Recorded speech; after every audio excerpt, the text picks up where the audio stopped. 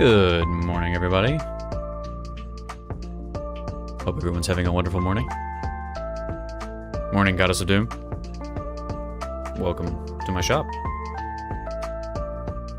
Goodness, I feel like Spotify is still really loud. I'm gonna roll that down another tick or three.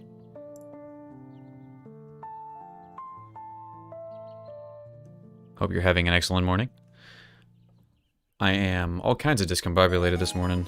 I was hanging out in another Twitch streamer's chat and listening to some cool music, and I was talking to people in real life and just throwing myself all kinds off. I feel like I'm hardly even ready to get started. What I think I'm gonna need to do is for my starting screen, I should turn off the timer. Keep everyone in suspense. I'm gonna have to mute my phone too.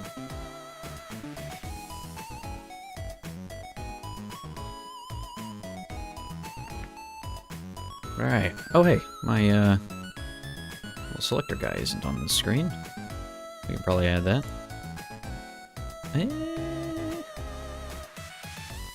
There it is. Hiya. He over here.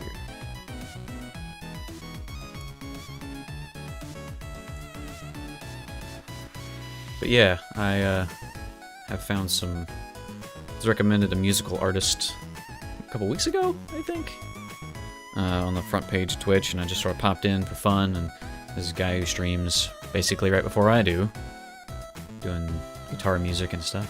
It's very nice, very relaxing to listen to in the morning.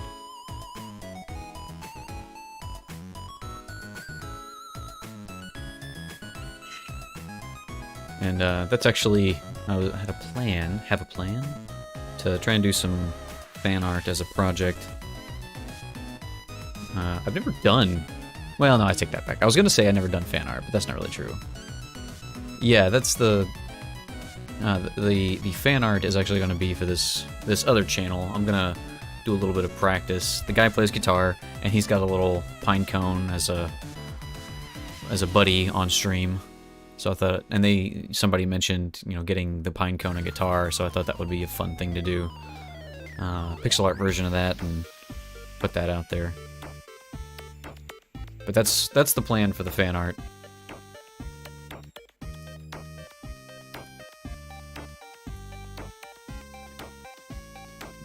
Pull this aside. Let me getting some things set, because like I said, I'm all kinds of out of my element today. I don't know what I'm doing. I am not a professional. Yet. We'll get there.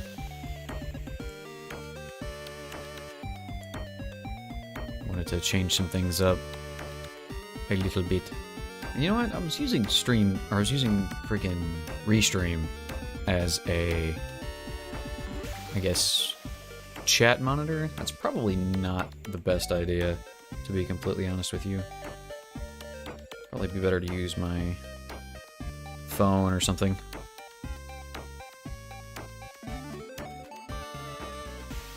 Yeah, well. Lots of kinks to sort out. But anyway, the thing about Restream is that it is very much delayed for what I'm used to wanting to see. However, if I use OBS, it's probably as updated as I can get it. And also let me move my aspirate border over a little bit. But alright, we need a couple of things. We're going to start off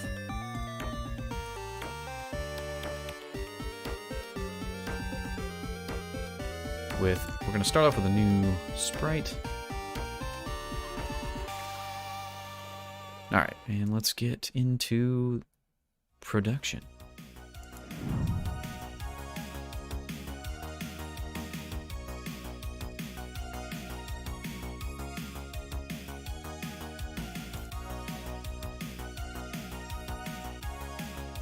Let me just blow everybody's eyeballs out by zooming in a bunch.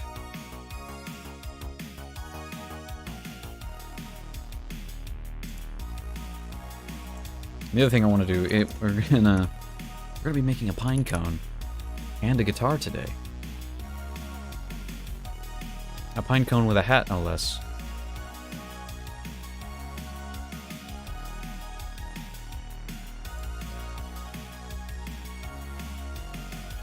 So, ooh. That is pretty cool. That's a very high resolution pine cone. It's also kind of jacked up. In actual fact. It's got some transparency going on right in the middle of it. I need just a regular pine cone. My guy. Internet. Give me a pine cone.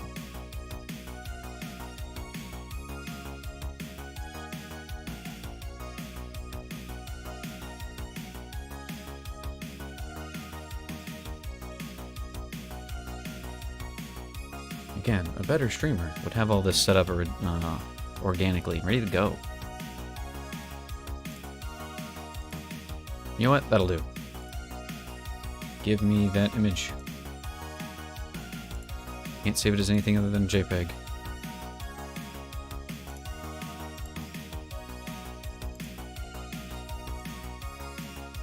I'm gonna open us up a pine cone. I need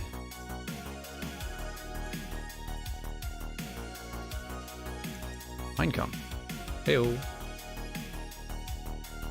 Everyone has technical difficulties every once in a while. Don't sweat it too much. Yeah, but, like, I want to be professional and stuff. So I think we can just grab this color down in here. Add that. Grab a color up here. Add that.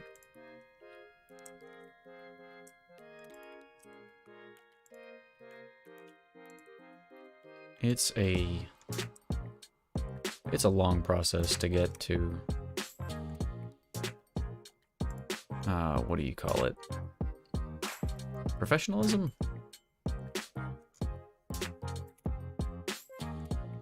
Let's see, I need to edit my grid settings. How big do we want this pine cone to be? I think we want this pine cone to be let's try a 32 by 32.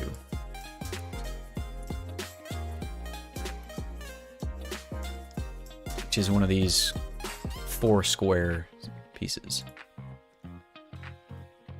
Definitely need some more intermediate colors between these.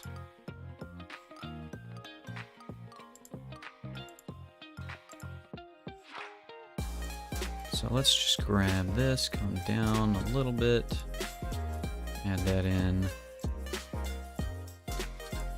like so. I don't know if my palette is actually on screen anymore. Hey, yeah, okay, it is.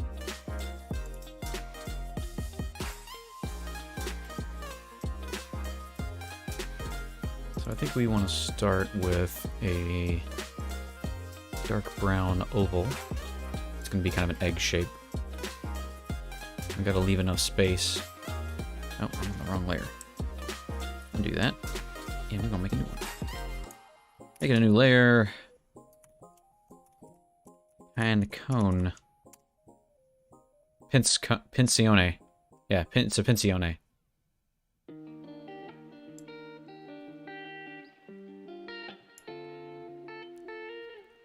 Now how do I...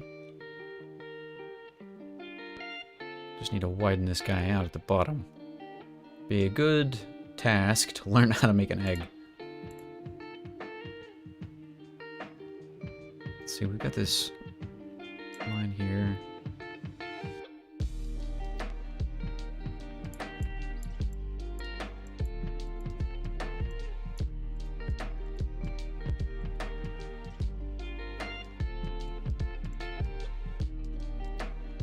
There and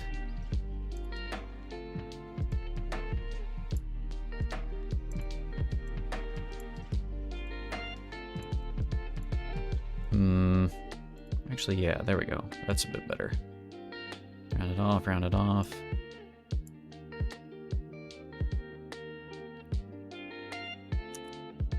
Pull that up.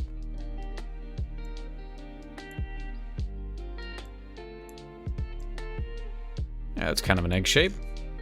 It could probably be a little taller, though. Let's bring all of these up a step or two.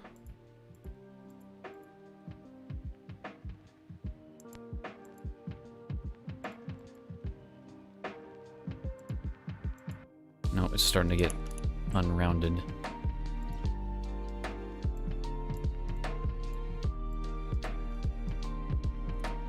I'll just carve a few bits off of this to... Yeah, that's conical.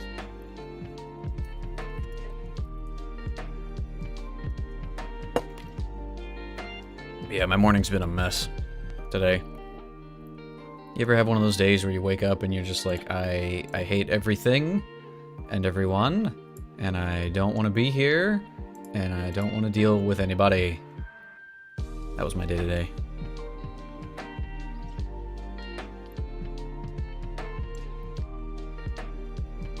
Go back to my reference image here. Basically a bunch of upside down triangles all over the place.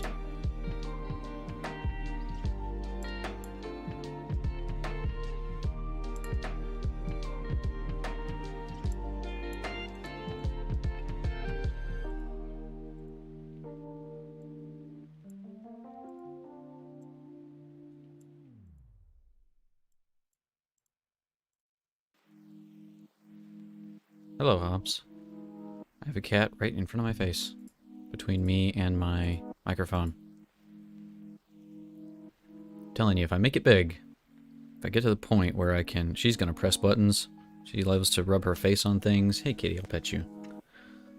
But yeah, I need to get a... Need to get an animal cam. Don't rub your face on the microphone, Habbo.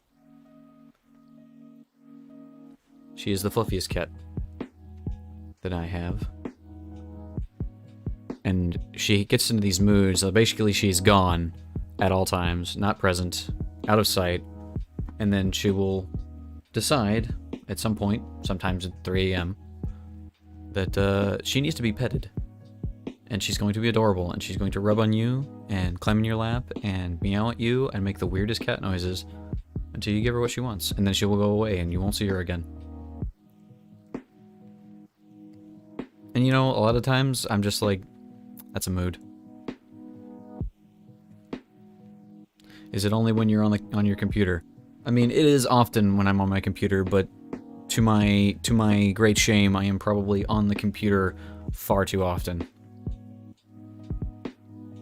Okay, cat. I love you. Kiss your head. Wah. Okay. You need to go now. She's all purry and stuff. She's gonna come right back over here. Yep, here she comes. I'm gonna keep working, though. Oh, she's bumping my arm.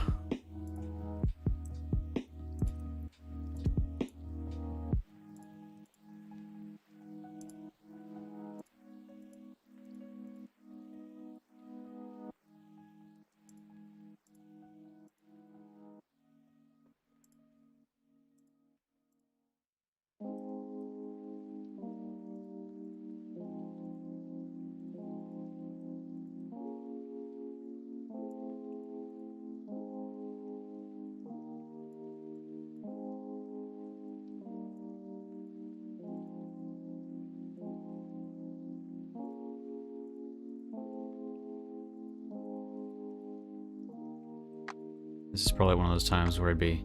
Oh, hey, Dark Bogart. Welcome. Just lurking. Well, we have a lurk command if you wanted to slip quietly into the shadows. But you're welcome to hang out, and thank you for being here. We are currently doing our best to approximate a pine cone.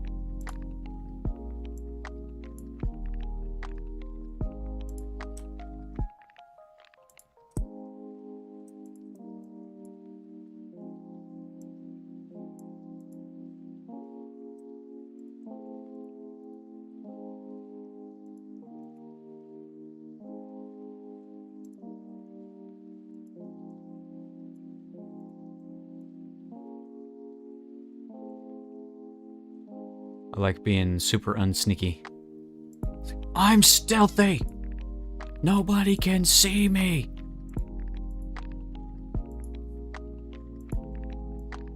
Oh man, I remember watching the Red vs. Blue when those were first coming out, and in the second season there's this character who is a bomb. So he's just a ball. But Caboose is sort of the ditz of the group. And he's like, we're all an adventuring party, and you can be the swift and stealthy archer. A bow and arrow? I don't have any hands. That's what makes you so stealthy.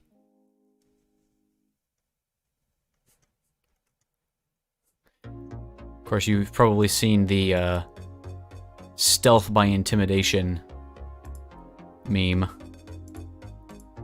where it's you got your big, you know, ogre or half orc or something, and he's really strong and scary.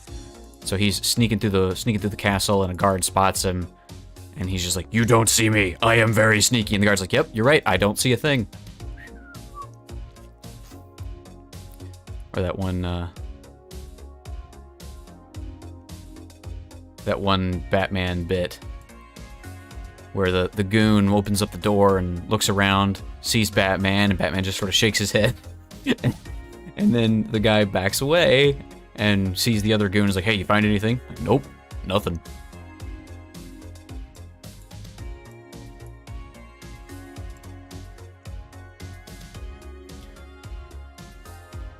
D&D in a nutshell. Yeah, unfortunately sometimes.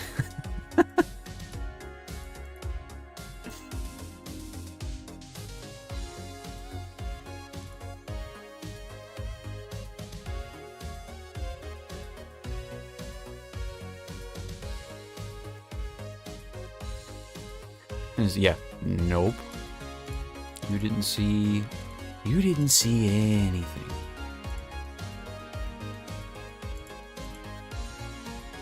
Always wanted to DM, but I get so intimidated and nervous. Yeah, it's I think it has a lot to do with, you know, who you play with, to be honest. I remember the first time I DM'd for my original group. And they were a bunch of old hardcore gamers who've been playing for ages. So they already had their... That's too bright. I need something between these two. At least I feel like I do. Is that gonna do it? I think that'll do it. And we will delete this guy. But yeah, they've been gaming for probably a decade before I came along. It was my brother's group, and my brother's about 12 years older than me. But anyway, they were... you know, old school gamers. And so I tried to, to their credit, they played, you know, they were willing to let me run, but then I think the first thing I did was like they ran into a city in the middle of the, you know, they were on the road to somewhere and there was a city, and my whole concept was basically it's full of undead who are all illusioned, disguised to look like real people, and they're going about their daily lives. And then one of them makes a perception check and he blows it out of the water, and I was like, yeah, you can tell that, you know, this is an illusion, and it's actually, it flickers for a second and you see their, you know, gaunt and destroyed face. I was like, I don't know, 15, so I probably didn't do it any kind of justice. But then both of them, it was just my brother and his buddy, they looked at each other and like, we leave, because they had just walked in the front gate.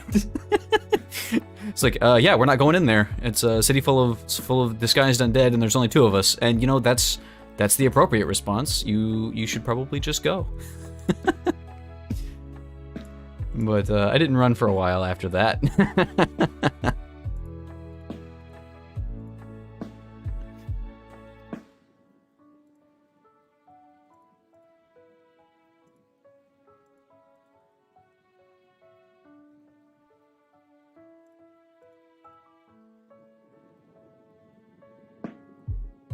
But yeah, the people you're playing with, or are potentially playing with, influence a lot of, you know, how much fun you can have as a DM. Because, you know, the DM's supposed to have fun too. It doesn't really look like a pine cone. Looks more like a... I don't know what this looks like, to be honest with you. Maybe I should just do...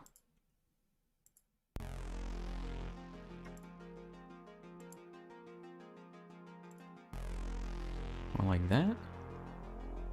Hmm.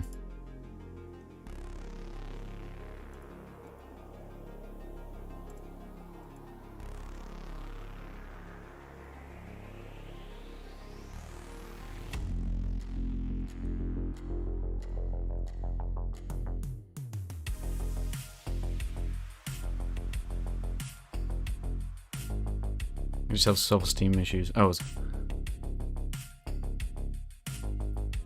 they know so much more about D&D than me, and sometimes I feel dumb. Which is not their fault at all. They just have self-esteem issues. They're always so nice about answering my questions. So, you know, spoilers, I guess. I know that I am one of those people. I think I've said this to you before, Doom. I consume D&D books or RPG books for fun as a hobby. Just, you know, whatever they've got, I'm going to go through that material and, you know, just digest it. I'm going to erase this a little bit here. Does that look like a pine cone? If I said, that's a pine cone, and you looked at that, what would you say? Would you be like, okay, yeah, no, I see that, that's a pine cone. I don't know. But anyway, I can't help it. I'm sorry, I try to be good about it. Try not to be too overbearing. But like, I have an unhealthy habit of that, which comes from that group I was telling you about. Because we would spend hours just on off days when we're not gaming, and we're just hanging out. We would just pore over the books, looking at, you know, hey, how can we build this and put that together? And so, you know, you had to learn a lot about how various different, or you didn't have to, I guess, but we did. I learned a lot about how various mechanics work together and what you can combine to make some really sick, twisted powerhouse of a monster character. And so that's the sort of training ground that I came from as far as D&D is concerned. And you know, that's probably not the most healthy way to play or the most fun for a lot of people. Nerd. You know, everybody has their thing that they dive into. Hi, Kitty, and also welcome and good morning.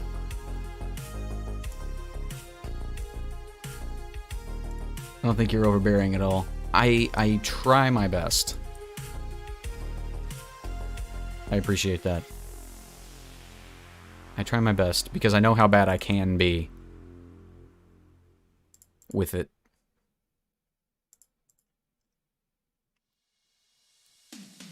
Typed that before knowing what you were talking about. That's fair. You know me well enough.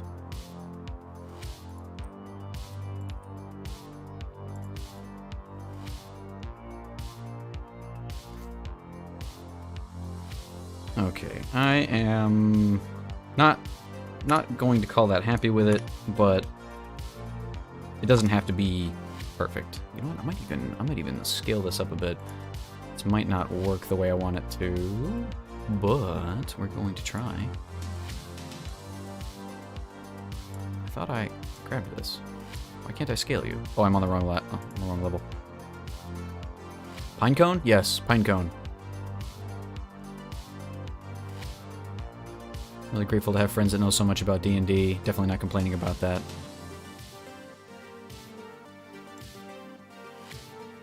Yeah, well, you know, I guess you came to the right place to find people who want to nerd out about D&D. Oh wait, no, I need to. I remember why I made it this big. I need enough space for him to have a head. He's supposed to have a little backwards cap on, but we're gonna do the eyes first. I guess.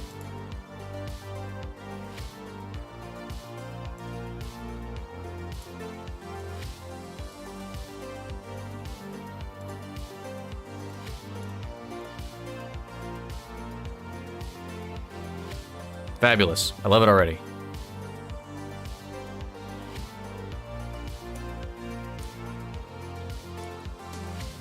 If I erase these corners, does this still look okay? You know what? I kind of think it does.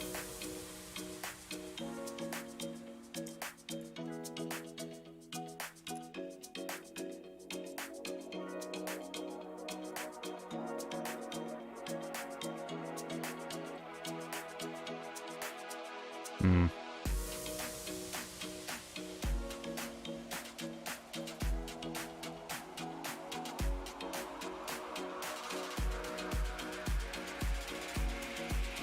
Yeah, it sort of works.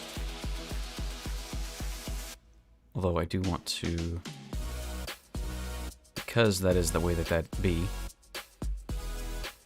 put that there.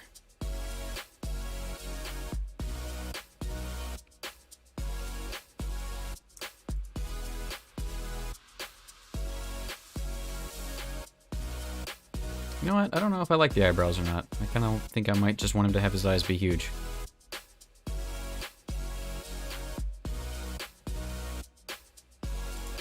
Alright, I'm going to draw in a hat here.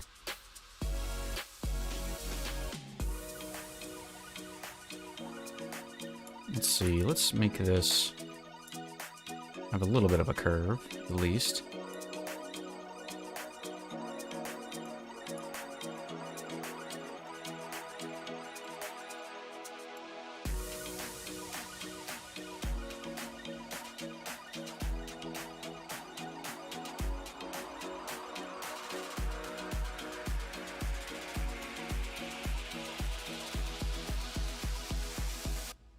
Yeah, he wears a hat. I think I need to bring this out more.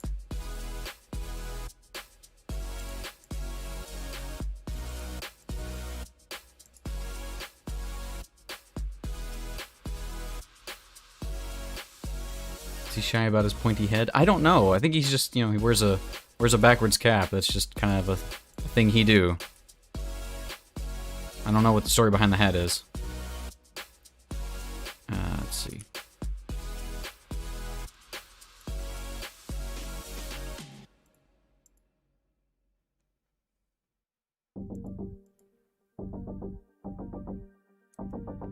Crud, wrong button.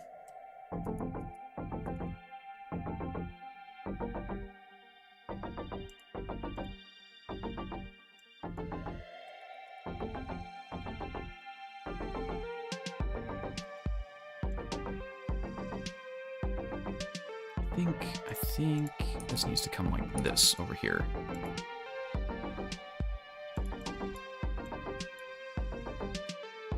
And this is actually going to be darker, so it's kind of a brown hat, but kind of a gray-brown.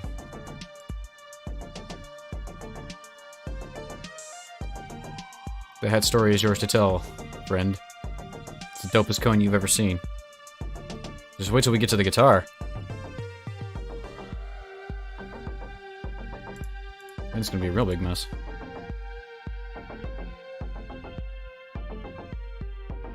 I just hotkey that.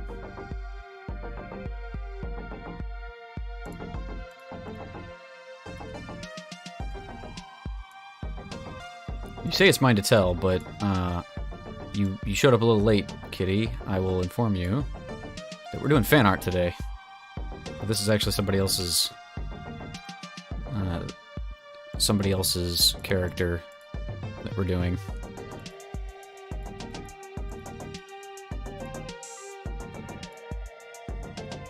Ooh, actually, you know what? Let's just do this.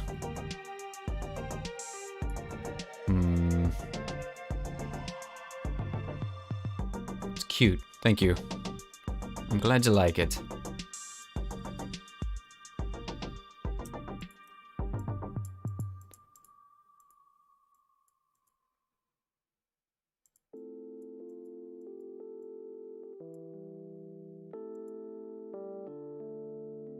You know what? I need to fill this with a color because I keep looking at the background and thinking, yeah. Oh, crud. Turn that off. Do that. I want to fill this with a color that is not going to be used. That one. There we go. That gives me a little bit better perspective on crud.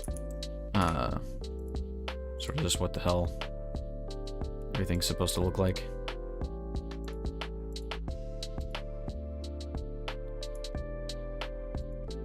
Maybe that.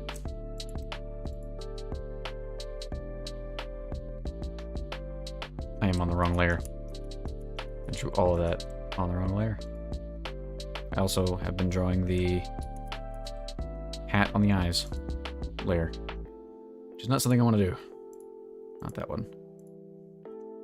Go back to the eyes. We're gonna try and cut this off here.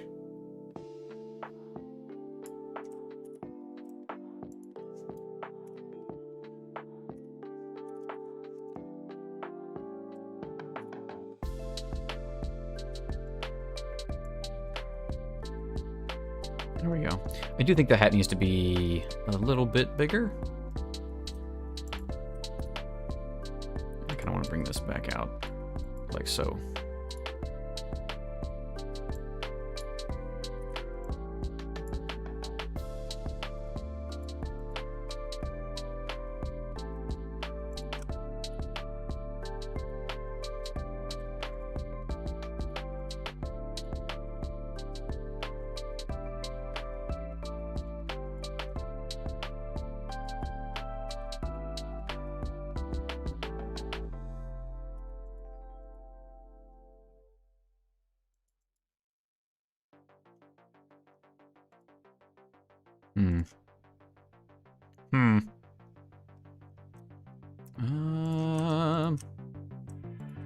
This kind of works, yeah. We can go a step down or two.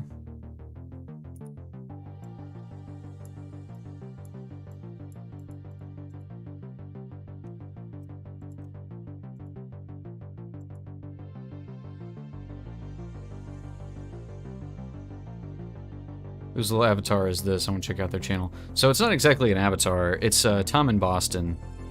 He just finished streaming a little bit ago. He streams guitar Monday, Wednesday, Friday.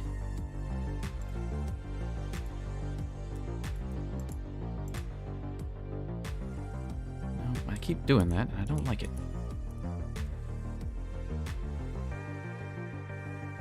Yeah, his stream comes on right before mine, so I've sort of made it part of my morning routine.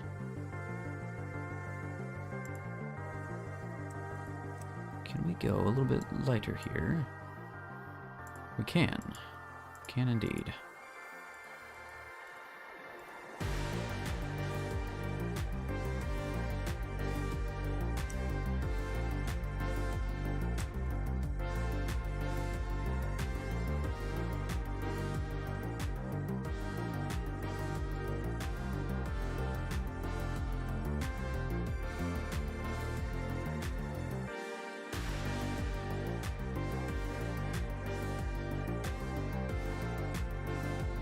I don't know about that.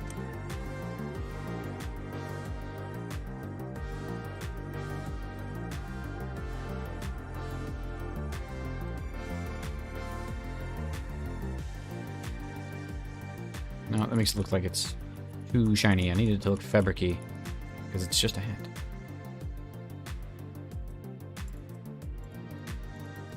If I stopped worrying about having it be an outline,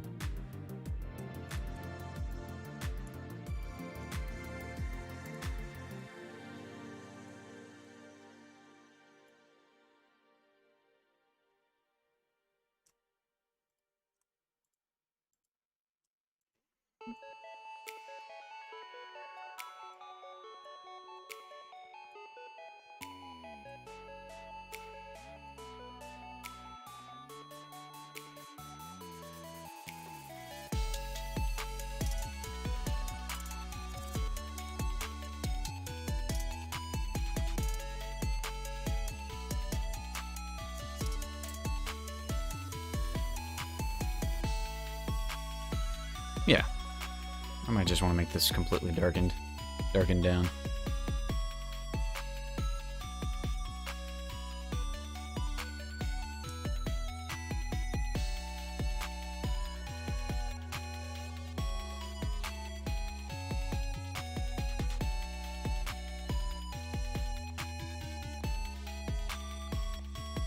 That's an idea. You know what, now that I've done this, I feel like I do need to move the whole thing up a bit. I wanted to have room for the hat. I have plenty of room. Didn't actually need to move the background.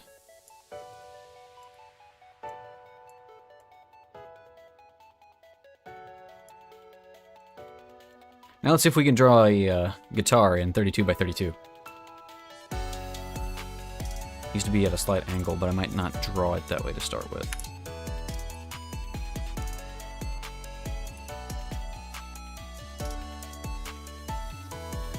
Okay, so... just gonna line this out this way.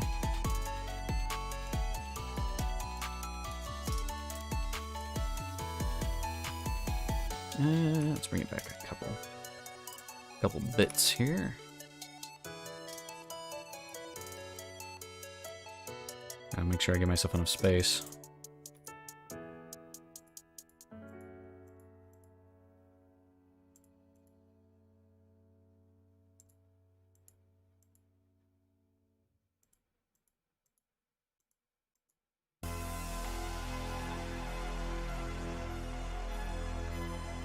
I should probably look at a real guitar.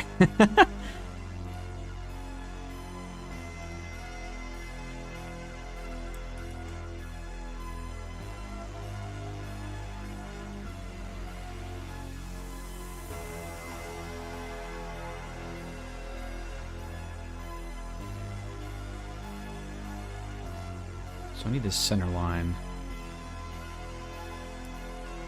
to be accurate-ish.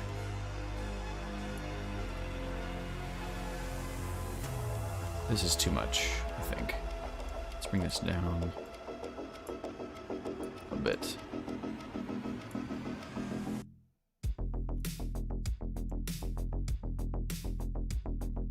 That's probably better.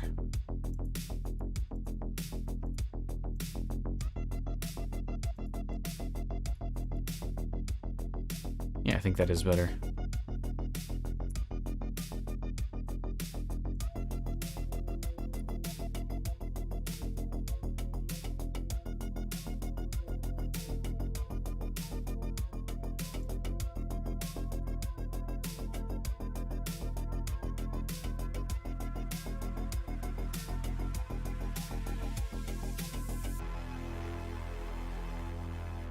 That looks kind of like a guitar.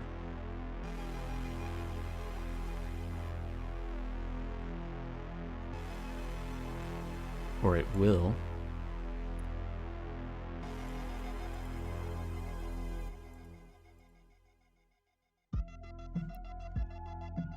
What color do we want this guitar to be? Needs to be...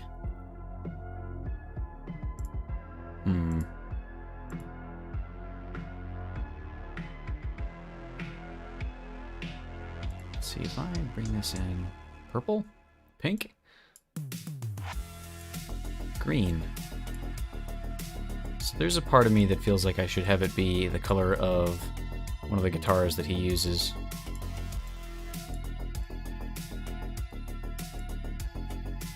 Which would be like a wood color, but I don't want to do the same wood colors that the pine cone already is.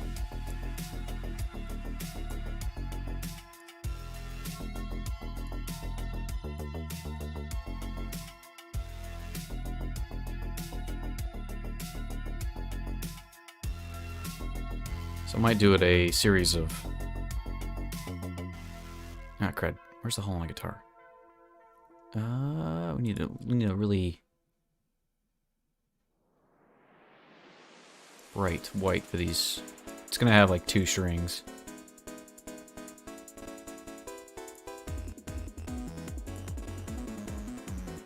Technically, it's got 3 strings here.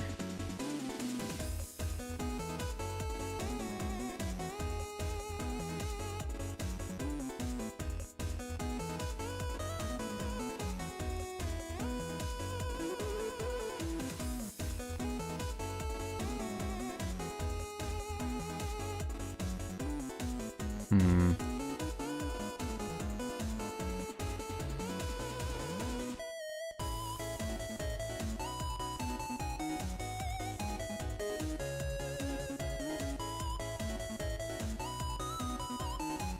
No, that didn't work.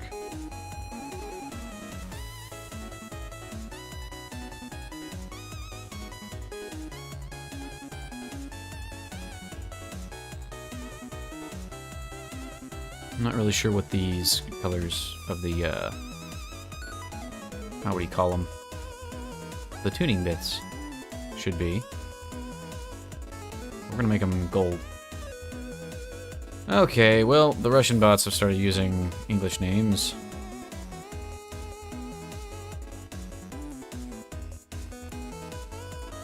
That's why I keep Restream open. I can ban the bots, that's why.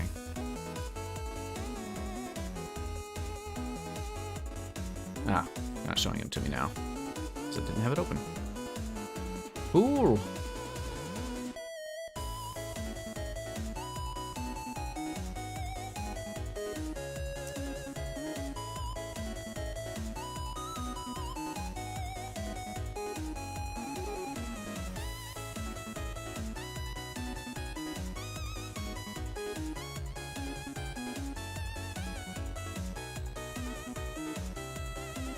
I could try and go to the YouTube app and deal with them. I don't think I can deal with them right now, unfortunately.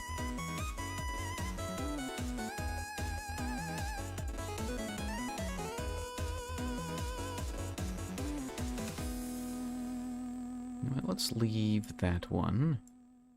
We'll actually just do these two.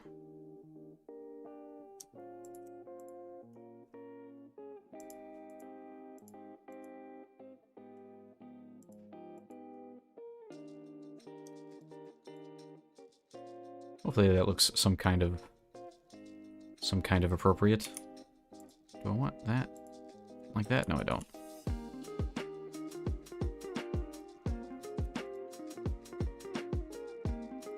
Go a step darker here.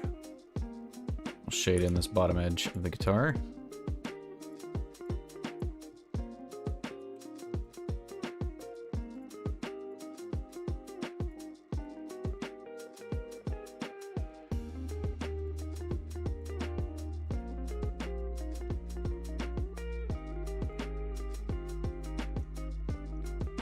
Do the opposite, going the other way.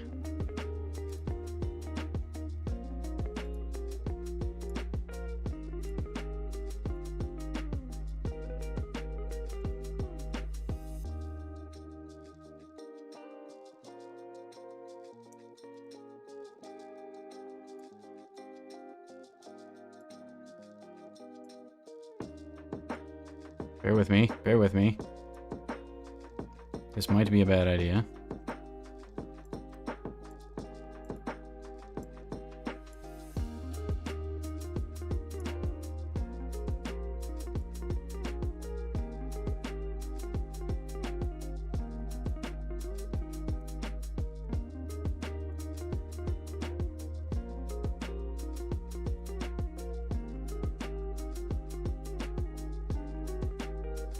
I may end up undoing all of this. Probably will.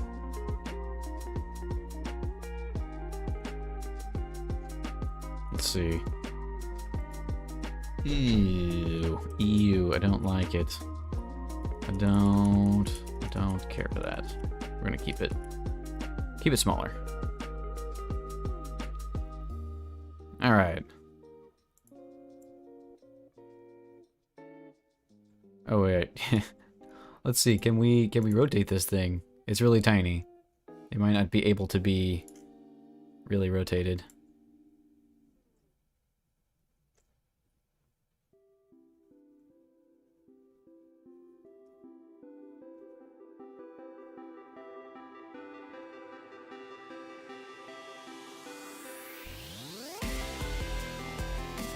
Hmm.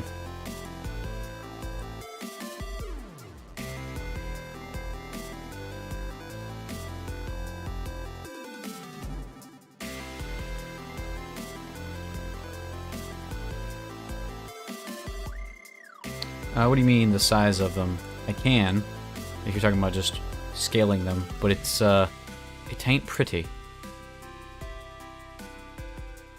It sort of blurs things and stretches stuff.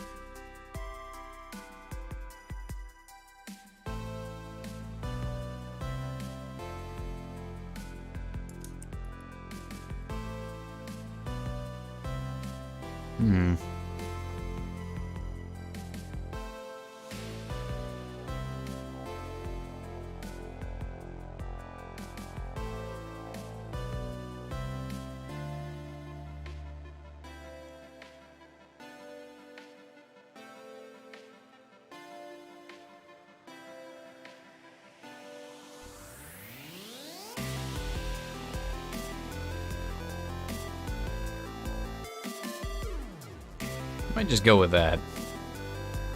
It's not great. And you know what else I can do? I can move these guys back and over a step. Let's put them over here. I could probably be alright moving it.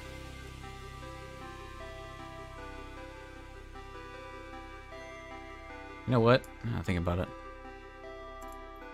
I'm on the guitar. I just rotate this 90 degrees. Let me actually just grab as many pixels as I absolutely have to.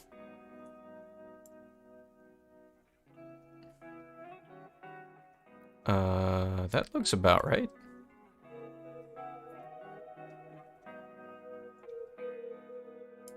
Now if I move everybody else, or everything else.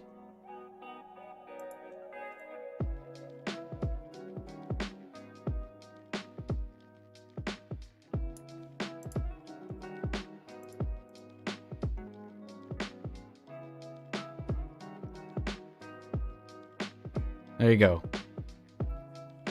Both assets exist. I don't want this to be like he's playing it though. That's the only downside.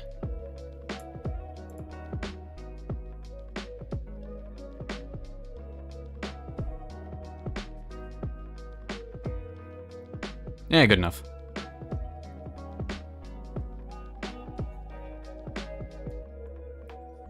What do we think, chat?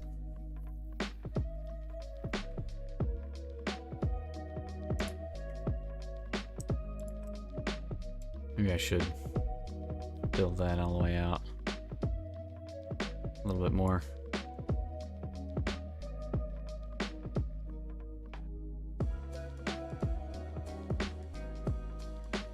The hat's throwing me off.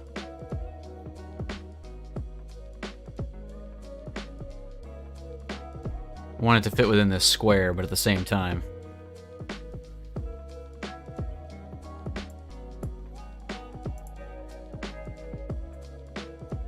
You know what? If I put it up like this, I could put him on a little stool.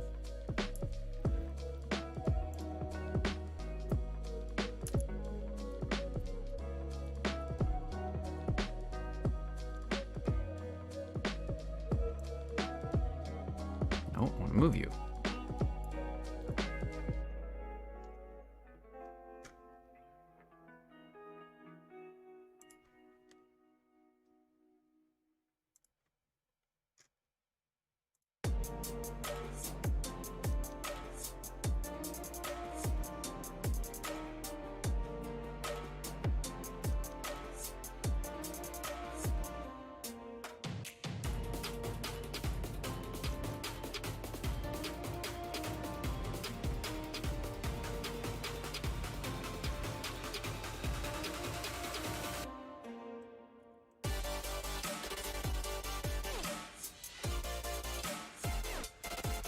Use legs.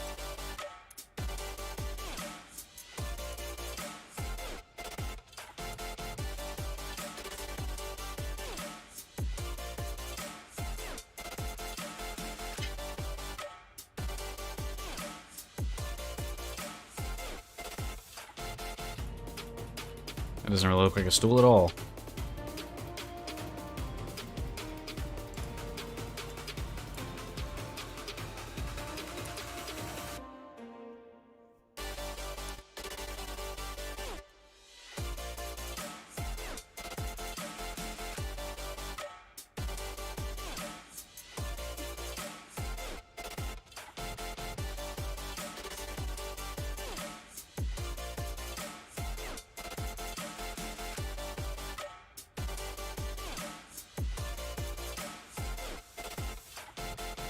know, it was a good idea, but I don't think it's gonna work.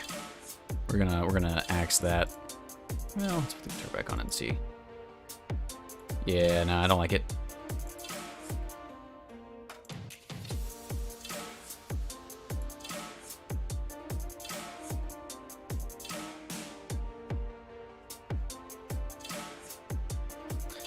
I wanted it to look kind of like a bar stool, but one, I don't think it's I don't think I have enough room for that, and two, I don't know if it's something that I could accurately pull off.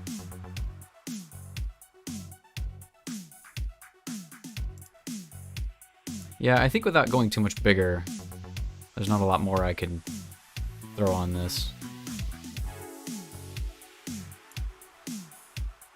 Could give him little hands holding the guitar. Like, I could...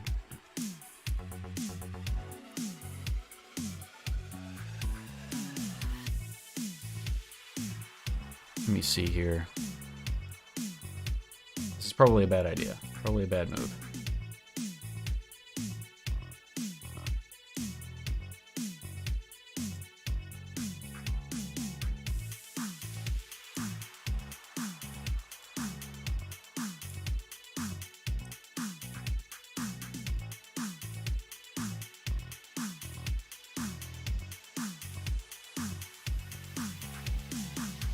Crud! What in the world? I hit the wrong button.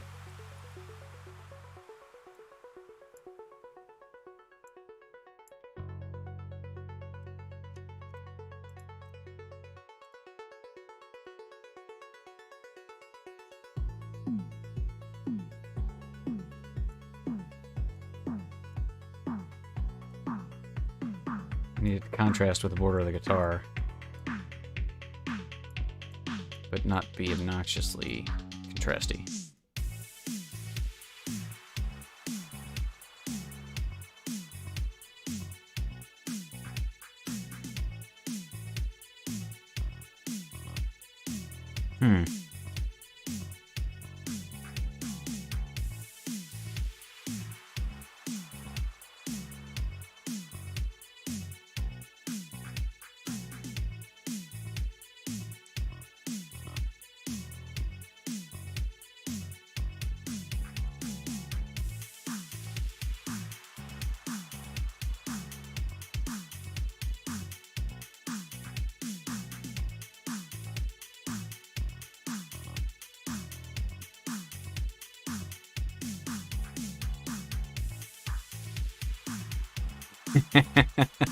Oh, this is gonna be awful.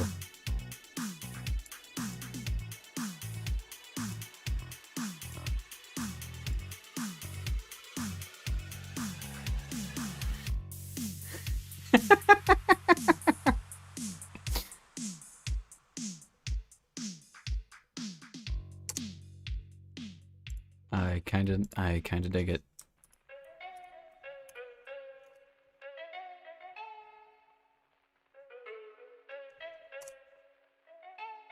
Okay.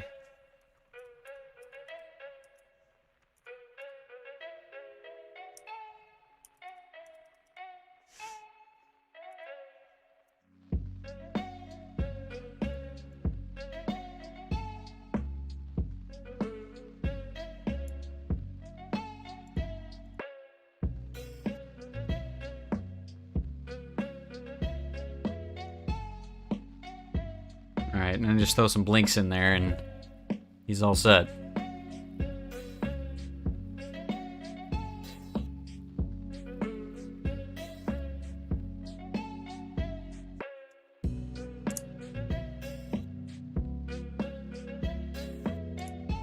Maybe on fourth one. Take his eyes. Blink them shut. Let's see. Can I just select them and shrink them and have that work? Almost.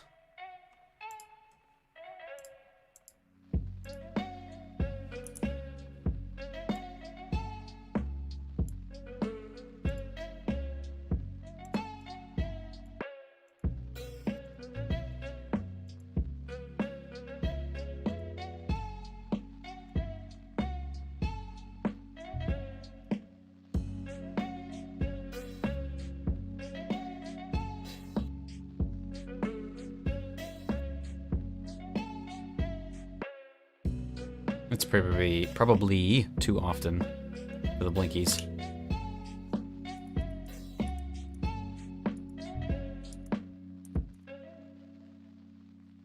Let's see.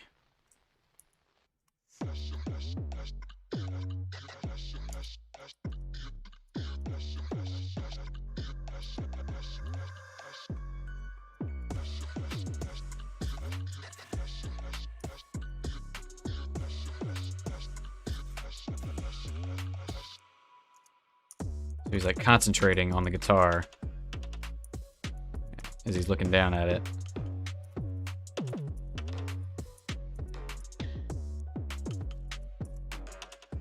So that's one there. And then in this frame, I should move his hands again. To the hands.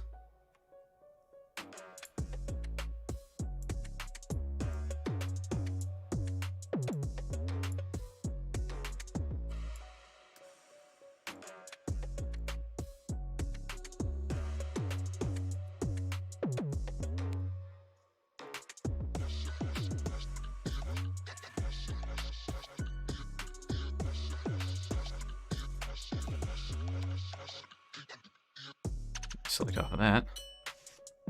Go back to this one.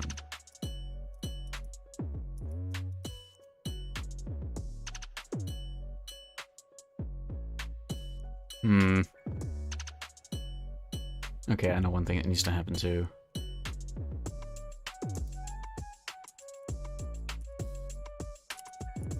Here. And on that frame, the guitar needs to change.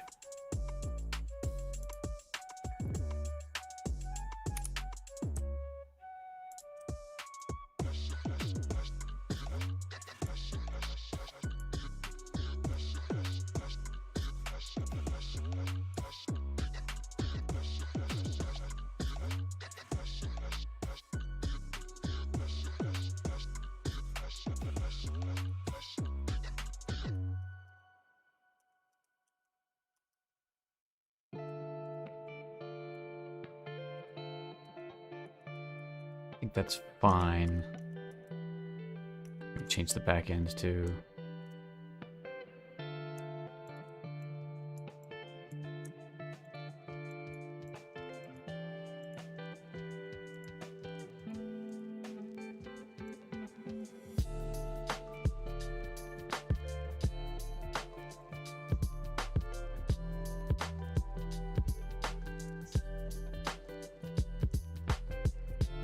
This guitar needs to be copied.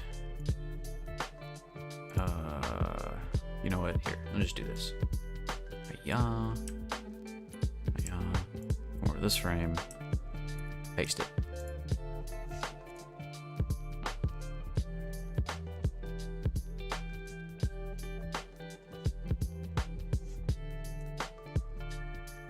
I just want to see. Doesn't really do anything at all. Oh, right, the background. Not that these things move.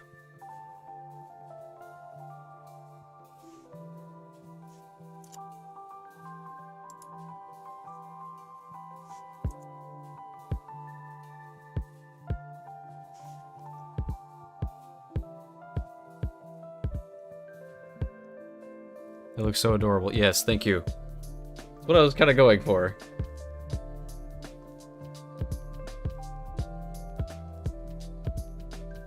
I'm not too happy with the eye blinks quite yet. It's not really blinks per se, it's more just he's got his head down. Let me turn off this, 'cause it's not really doing any good.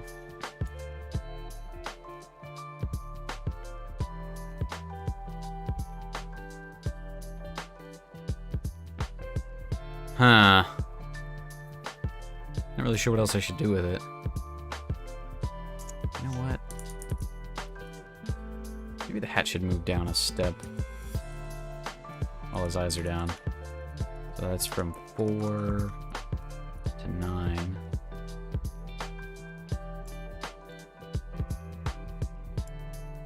Can I just move the hat? I can. That gives him a bit more movement.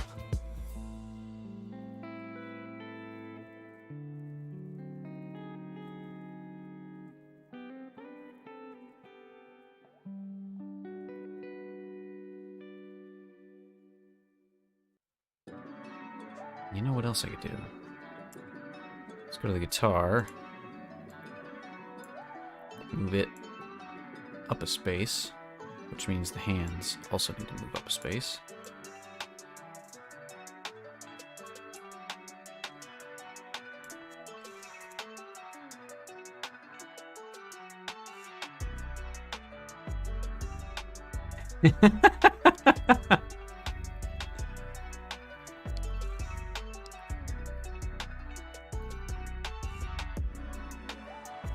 I dig it.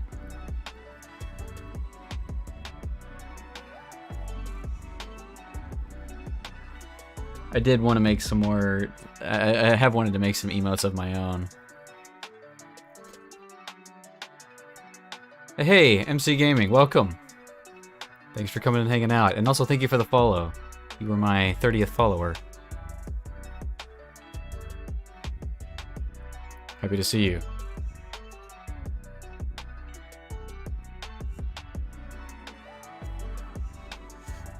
Wonder what he's playing. I mean, you know.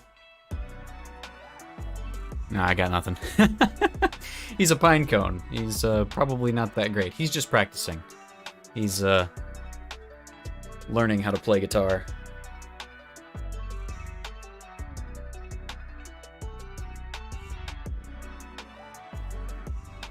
Looks like he shreds.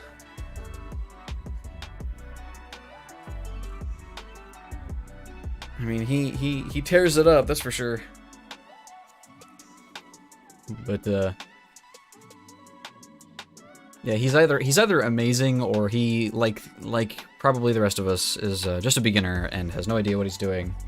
And what is he doing? He's doing his best. I do feel like I want to move the full thing down a step. Get it away from the border.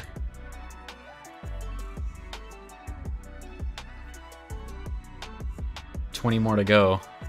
Do you mean 20 more emotes or 20 more frames?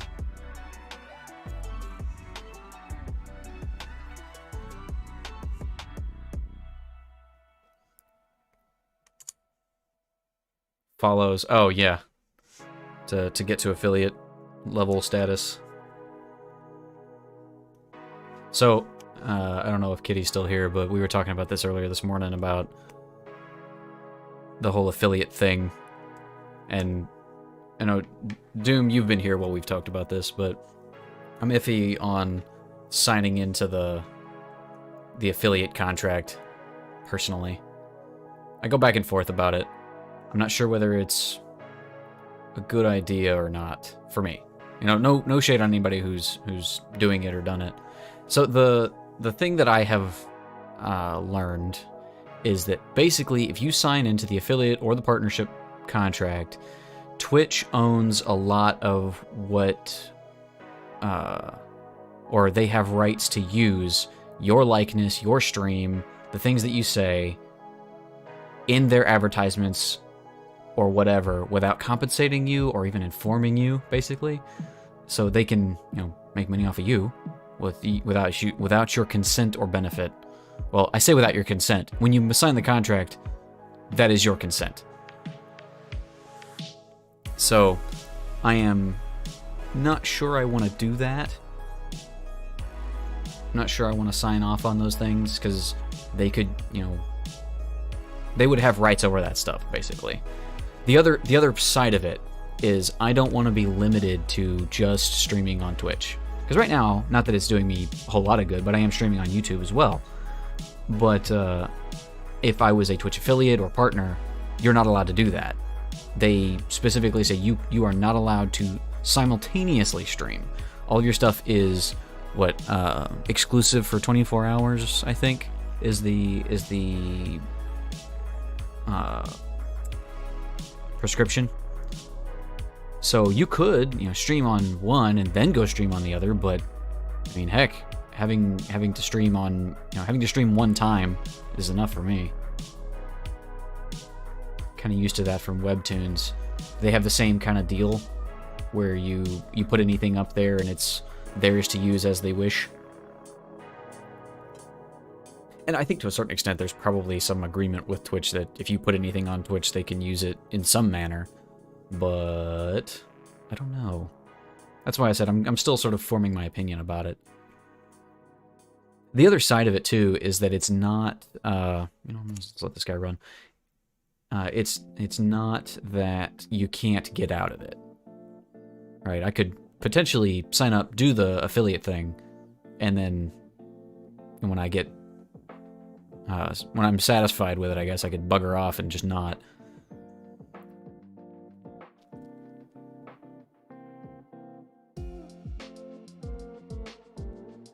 Isn't that the person, or wait, Webtoons, isn't that where the Persephone and Hades comic came from? I am not familiar with that. I'm assuming that has nothing to do with the Hades video game.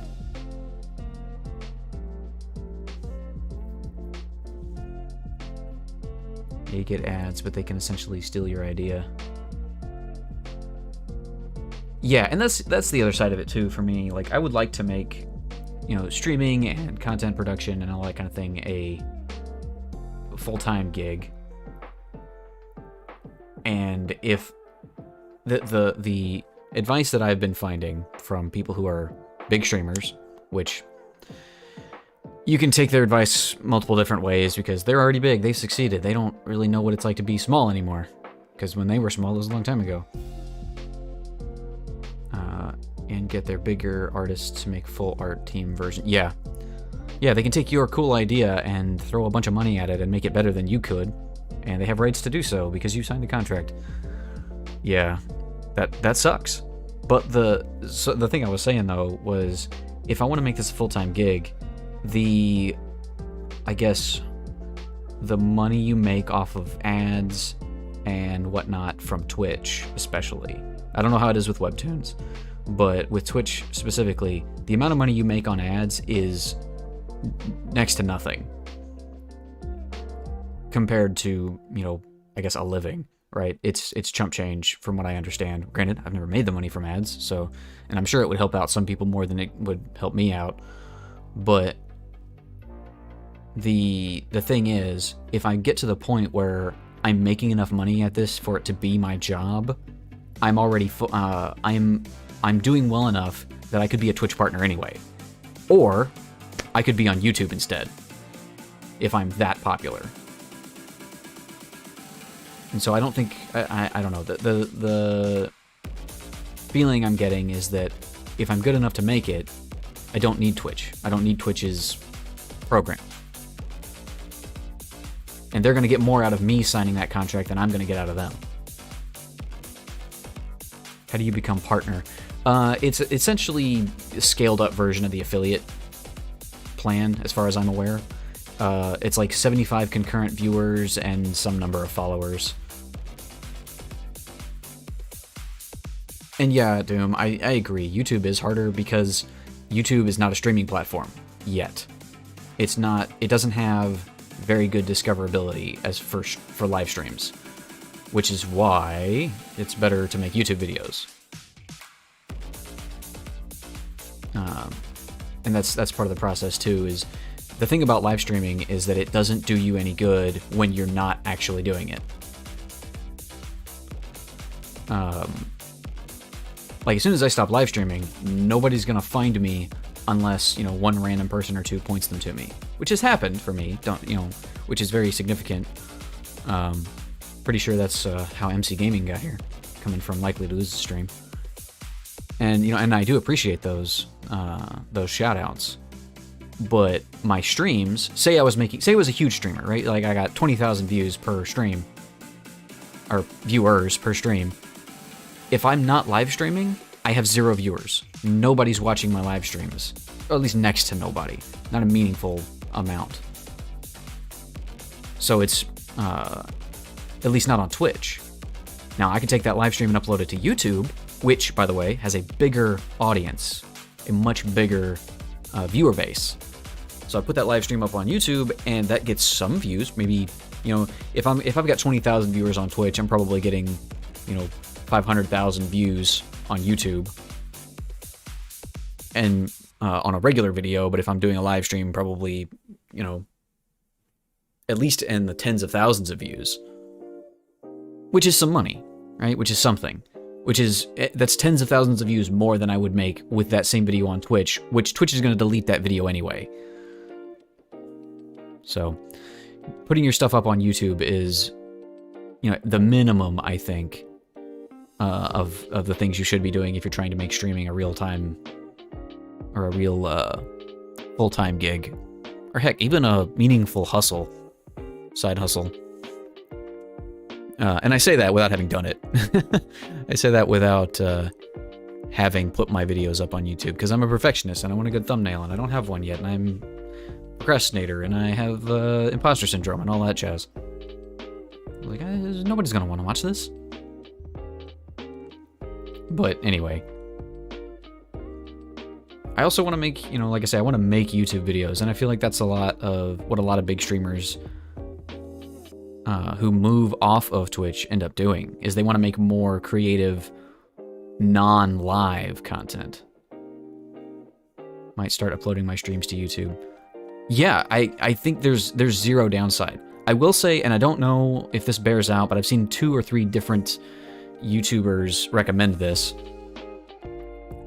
If you do put your streams up on YouTube, then what they recommend is delist them, like make them basically private videos, but put them in a public playlist. And the reason you do that is so that they don't show up in your uploads feed, so they don't clutter that up if you're doing other video. Like if you were, like, I know you were saying you do tutorials, which, by the way, if you're doing tutorials for TikTok, you should be putting those on YouTube also. And I think I don't use TikTok, but I think it would be perfect for their shorts stuff. But you upload that stuff to YouTube, and that would be your regular content. And if you have live streams, you put that in there as well. But when people go to look at your stuff, if they're looking through your uploads, they're not seeing loads and loads of your live streams. They're only seeing your curated, you know, edited content, which is really what most people on YouTube are looking for. But if they want your live streams, there's a playlist for that. It's kind of noodly, I guess, but I think it is advice that has value. Don't think I'll upload my streams, but I definitely want to post gaming content on YouTube. Like, I want to do a deep dive review on Fallout 4, stuff like that. Yes. And I think that is what people go to YouTube for. Most people who are on YouTube want to look at curated, relatively short content. They don't want to sit through 4 hours of a stream. If they did, they would go to Twitch, or they would find somebody who's actually live streaming. May have to try that. Yeah, I recommend it. And if it works out for you, please tell me, let me know.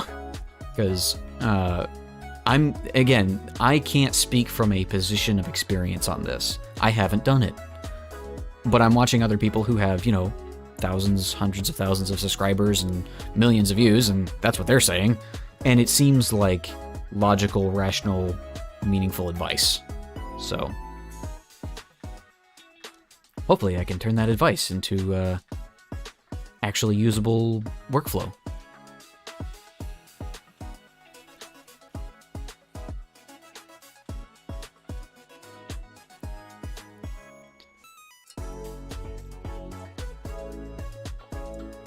But yeah, like I was saying the other day, I want to make D&D content. I think that would be super cool. Part of the reason why I've got the whole shop thing going. Hang on a second.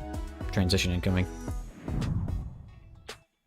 Part of the reason I've set this whole thing up is because I think it would be fun to do a YouTube video from this standpoint.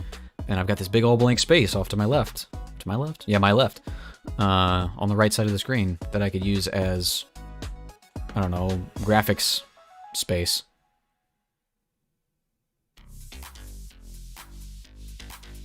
The other thing that I want to do, that I've been poking at, and Doom and I have been talking about this, is making overlays. mean, look, I've got cool overlays. I know how to do this. And I was looking at some stuff on like Etsy and Fiverr and those places, and like you sell overlays for $6 or $8 or less, like $2 or $3 depending. And you know, it's custom. It looks cool. People will pay for that. And it's super easy to do if you've got some kind of artistic talent and an eye for layout, which I arguably do. I've made some stuff. And you know, maybe nobody uses it, but at least it's out there. My work is out there. I'm doing something. You know, making things that people will actually want, people want to use.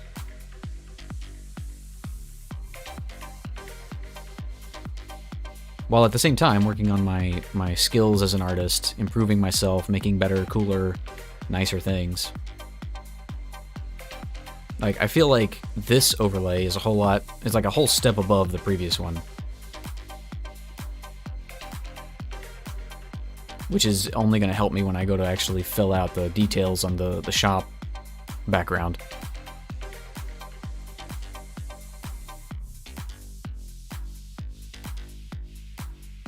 I'm still waffling on, like, we were talking about VTubers the other day. There's a part of me that's like, yeah, I want to find somebody who's actually, you know, really, really good at character art and stuff and have them make me a VTuber model. Because this little pixel art guy is great, and I love him, but I don't know if it's going to cut it long term. Maybe it is. You know, I know that there's a lot of really big streamers and YouTubers who have literally never shown their face, had an avatar, or any of that.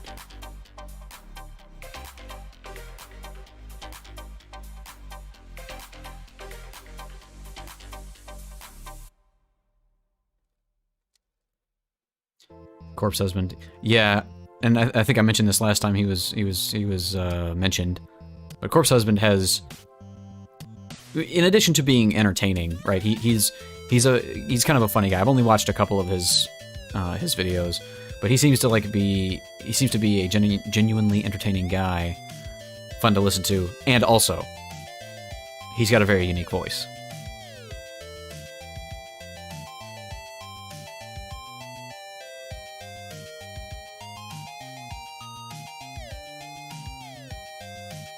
But yeah, he's also, I can't speak a lot to him specifically, but he does have character art for his channel, for his public persona, which I feel like was pulled from an anime or something, because of the various different, like, I'll see art of stuff that's like, ah yes, that's definitely Corpse Husband, but it's not labeled as him. I don't know.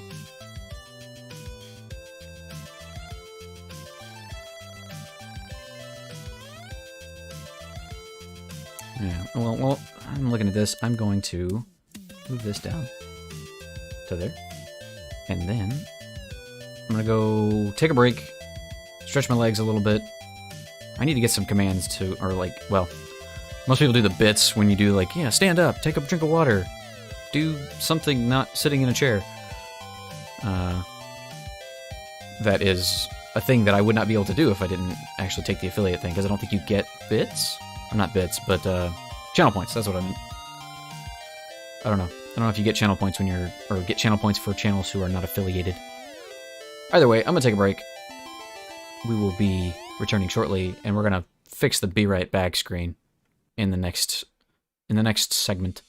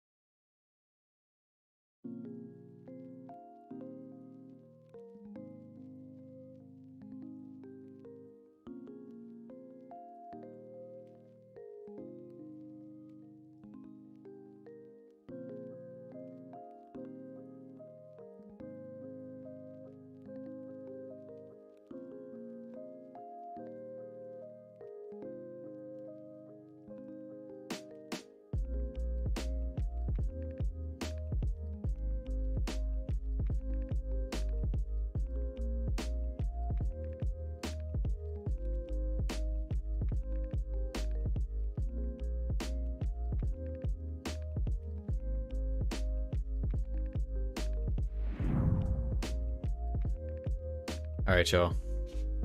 Time to get real. We standing up now. Alright, let's save this guy. I'm pretty happy with him. At least for now. I'm going to... Let's see here. Let's save this as... Not in the downloads folder. Crud. How do we do this? I have to go to my... Well, I done goofed it all up. There we go. Save it in here somewhere.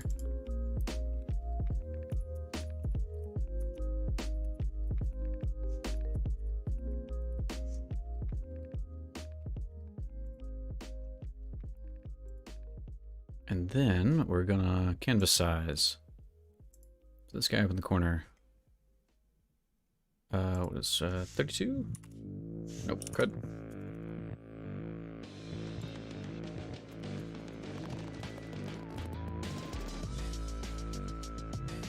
Cancel. Let's move all this first. Get over here. I think that's about how it needs to be. Now we edit the canvas size.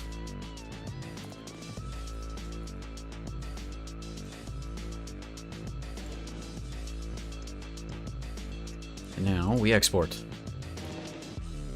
as a GIF. Resize it. Big as it goes. Visible layers, all frames. Export. Fabulous. Don't need that anymore. Don't. And we'll leave him open for now. Okay. So we're gonna make a new we'll be right back screen. Which means 1920 by 1080 is our scale.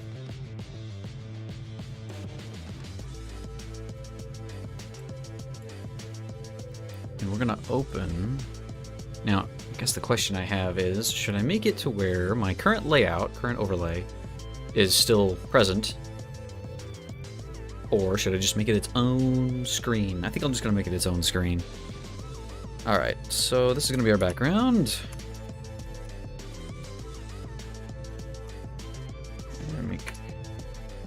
Let's see. Menu. Yeah, this is gonna be the menu.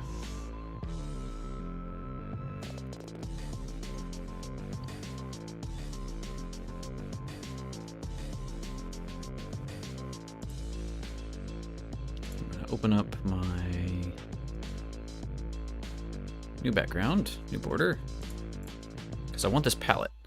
Not this palette. Wait a minute. Wrong one. I want the PNG.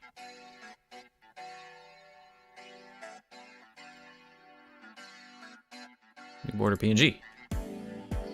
There, that gives me a good palette to use, and I'll just steal all this.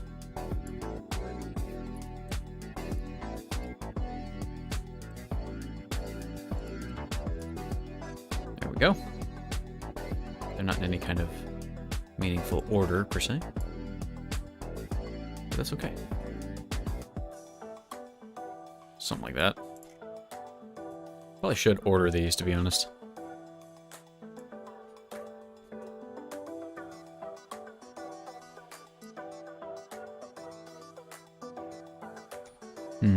It didn't... Ah, I see what it did. They would have been in an order, but they're not currently. Sorry, sorry. Technical difficulties yet again, because I'm a goober. This is actually the palette I want. Actually, not with that. I want all those.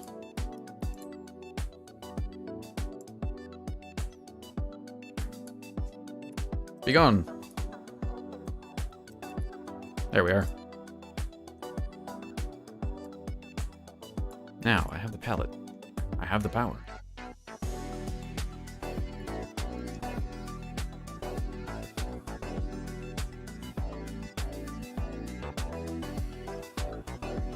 So... Ooh. Now the question is, do I want to use some of these elements as my starting off point? I could. Which would mean I would need... Where's my border elements? There we go. One of these.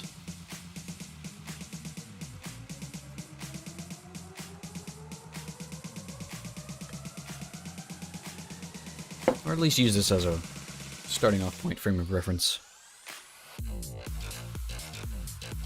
Alright, cool. Yeah, I think I know what I want to do. Lettuce. Lettuce. We're going to use this as our background. Just fill that guy in. And then we need a new selection thingy. We're going to make a square.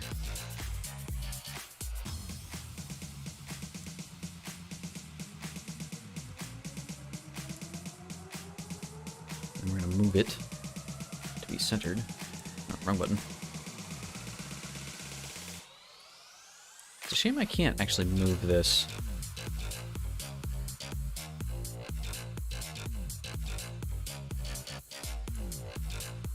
Wait a minute, can I center this? I should be able to.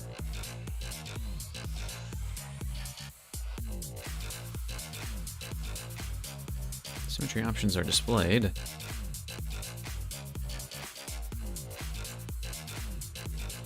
I feel a... Excuse me, I don't know if y'all heard that. That was a sneeze. Center me, center me. Center me, boy! There we go. So if I come in here... Ooh, spiffy.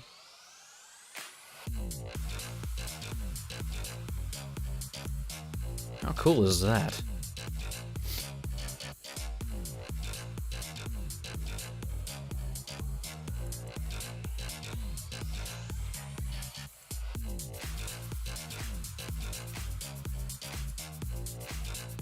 Neat. But actually, probably want that to be more.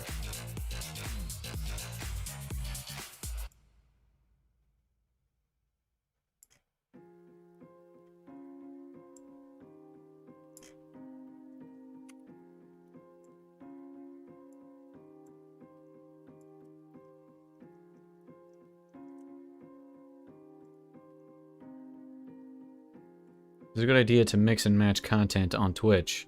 Like have 2 art streams and 1 gaming stream. I couldn't tell you. I don't actually know. I have a feeling that you would do well to grow your audience.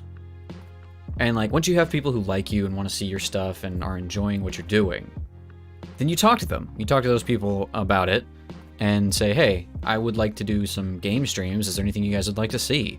Or I'd like to play this game or that game, in addition to my art. Which, you know, I'm thinking about that.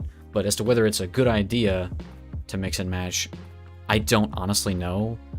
I think so. I think the big goal is to kind of be a variety streamer, unless you're really good at one specific thing, right? Like, I didn't necessarily plan to be a pixel art streamer. I just it's something I'm doing, but I don't want to get locked into that. So eventually, I am going to do other stuff. I think it's important to do some variety and slowly gather people that genuinely just like watching you. Yeah, that's the other thing too, is that, and this is what I struggle with, is like, I feel like I'm not entertaining enough yet. Right? Like, I want to be good enough at entertaining people for it to be worth them watching me. And if I'm good at that, then it doesn't matter what I'm doing quite as much if I'm able to be entertaining. If that makes any sense. If I'm able to be entertaining, what it is that I'm doing will be entertaining almost regardless of what it is. But I'm barely entertaining doing pixel art, so work in progress.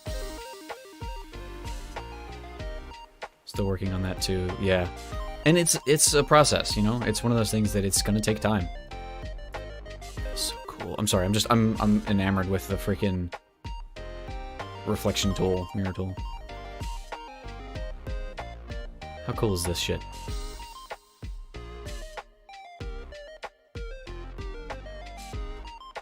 That's really cool. I gotta fix my avatar wigging out whenever I laugh.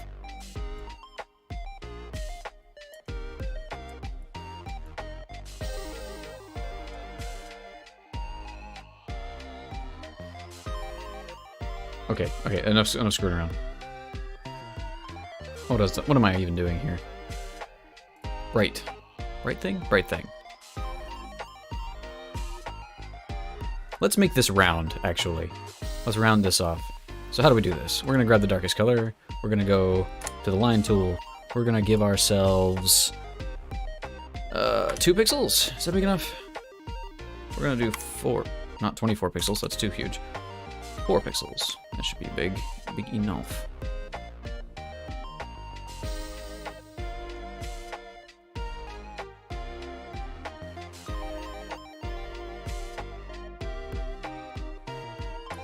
Now if I'm from here,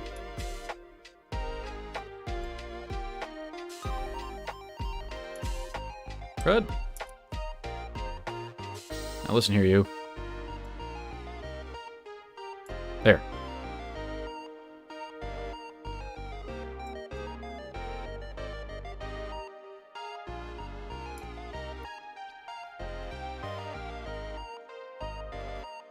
Okay, so what I want to do with this is not have it come to this sharp angle.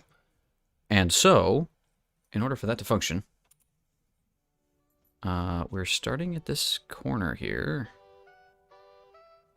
But I think what needs to happen... I was going to erase all this stuff, but I'm not going to do that, actually. Let us go back down to 1 pixel. Actually, I think I need to cut more away. But either way, if I wanted my midpoint to be right there... Yeah, I do need to erase this stuff. I'm just going to back all this away. Hold that thought. I'm going to back all this off. It's all going to be pushed back anyway. Oh, actually, I could do this angle. That might be better. Yeah, we're doing that. We're doing that. I am committed. We're going to make a circle. A big old circle. And we're going to center it right here. Is that 4 pixels? Or is that 1? That is 1 pixel. Center it right here. And there's a tool that lets me... Yes. Fantastic.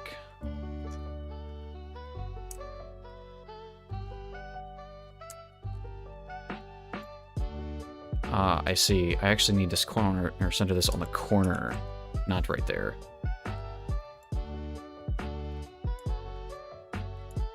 So right here.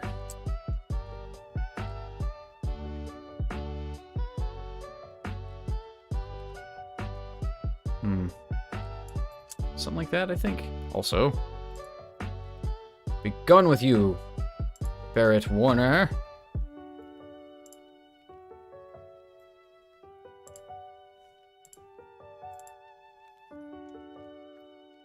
And then we will erase what's in the middle here. How big can I make this? Not quite big enough.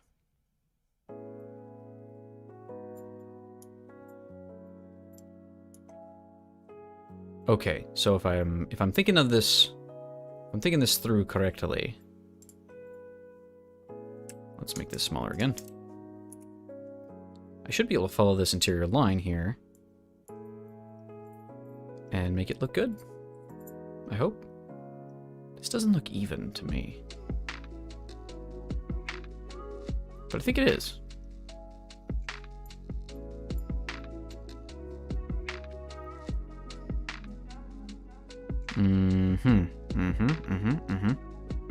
No, sir.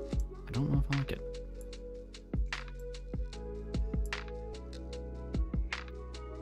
Can I just do this nonsense again and have it work? Unlikely.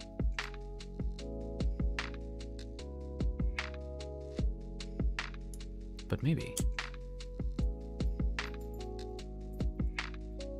Let's go to our magic selection tool. We'll fill some stuff in. We're gonna go to the right color. Oh wait, we're gonna go to the magic selection tool first. Select that, and maybe this too? Nope. Crud. Give me that. And I want to select this too. There we go. Now we're gonna fill this in. We missed a couple spots, but that's okay.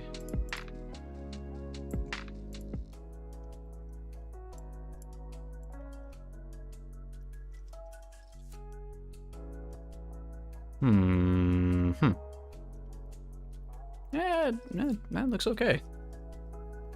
Looks alright. I'll probably round off these corners as well. So, now that we've done this... Why? Oof. Come on now. There we go. That. That. We'll just erase this. I think if I was a real smart cookie, I'd just put that circle on a different layer. There we go. But we are not into making good decisions here. Ciao. I mean about that life.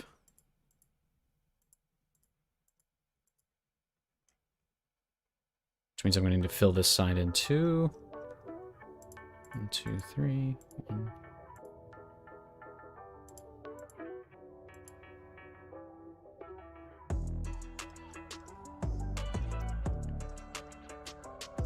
Yeah, so let's come back to here. And this needs to be filled in a little bit somehow. Not exactly sure how this should be filled out. But it's something like that. Yeah, it looks okay. Yeah. And now...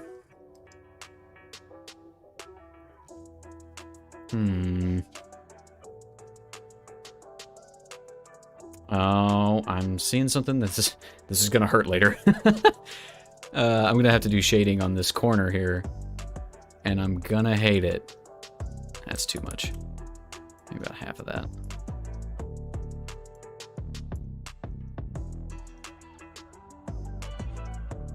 No, I think it's fine. I think it's fine the way it was. But yeah, so what I'm thinking is I'm gonna have this other curve coming in here, and it's gonna be shiny up on one side, and then it's gonna change. Well, I guess on this corner it's not gonna be a problem, but on this corner and the bottom corner, it's gonna go from this bright color down to a middle tone to a dark, and that's gonna mess me up. What do you do as your day job, or are you already a full-time artist, if you don't mind me asking? I don't mind you asking, no. I am in a situation currently, I won't go into too much detail, but I'm in a situation currently where I can try to do this full-time. I don't have another job at the moment, which is why I feel comfortable trying to make this my full-time effort. I am comfortable otherwise. I have a significant other who works and is supportive of me trying this out.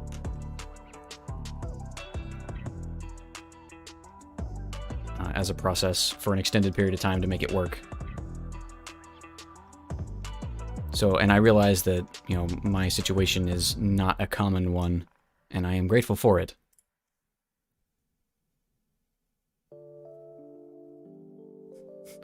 They're both really, really lovely people, too. Thanks, Doom. I appreciate that. Now, how would I make this work? Can I just cut this here?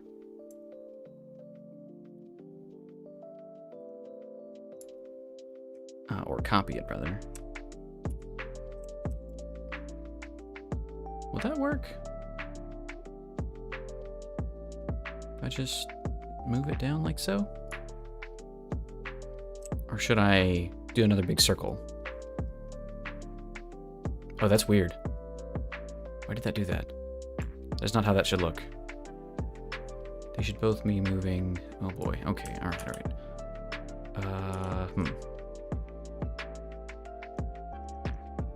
You know what?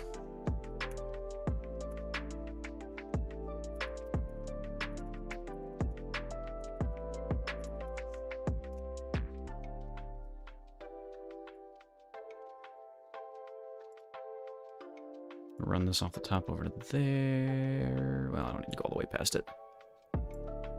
And all the way to here.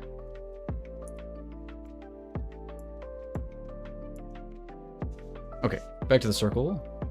No! Be gone!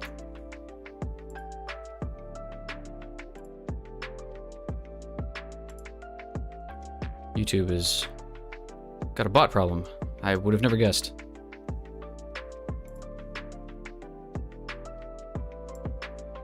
Crud. No, center that. Center that guy. Pull it out. About like... probably about that much. Ish. I'll do another one. Wait, do I need another one? No. No, I shouldn't need another one. That should be completely unnecessary. So, if I cut this out, just that section of it, Control C. Back to the menu. Control V. No. Where did it put it? It put it way over there for some mysterious reason. Undo that. Get rid of that. Bring it back in. There we go. That's what we want.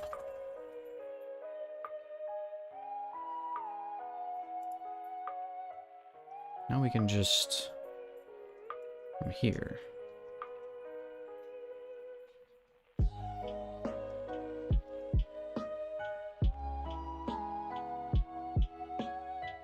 should be about right there, I think.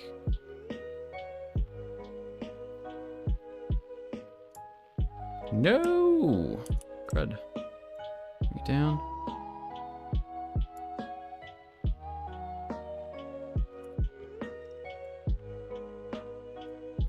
Right, no. Other color. Oh, that's not gonna be the same color anyway.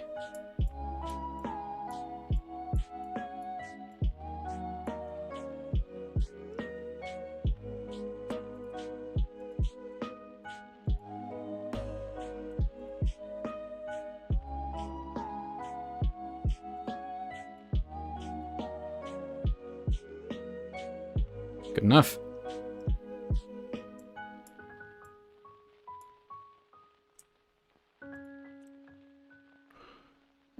Okay.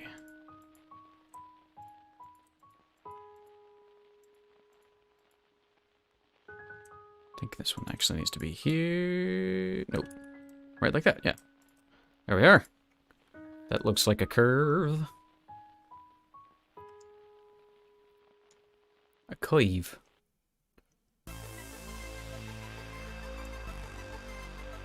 We are getting to that stage where we can start making this thing look good. Oh crud, what have I done? I just want the interior. Why can't I just only select the interior? You're supposed to be smart, picker. Why are you not letting me be... Fine. Oh, that's why. It's not complete. Oh, yeah. Now will you function? Huzzah! Alright, so if this is our two darker colors, that's our brightest. Come to the middle color. We're gonna fill that. There we are.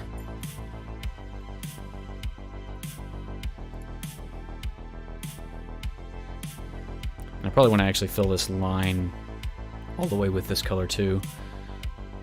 Should have done that already. Aha, very nice, very easily done.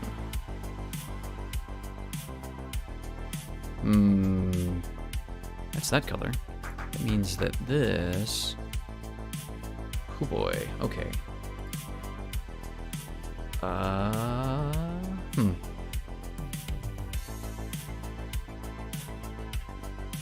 Turn off that, because I don't want this on both sides.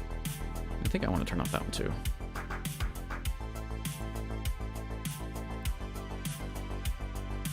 Yeah, we are going to come all the way up to here.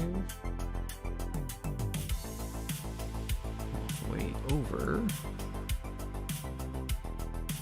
And here's what I was talking about earlier, where this is going to potentially be a problem.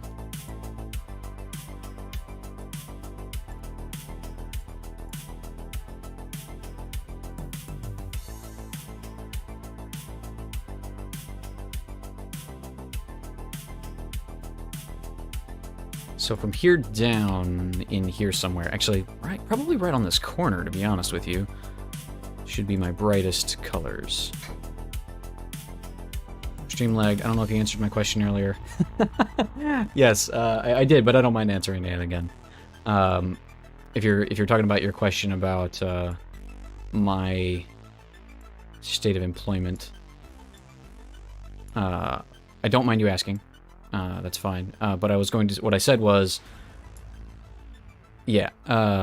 What I said was my situation is a little bit unique, and I am fortunate enough that I do not have to work a full-time job in addition to this. I have a significant other who makes enough for both of us and is supportive of me doing this or attempting to do this as a full-time gig.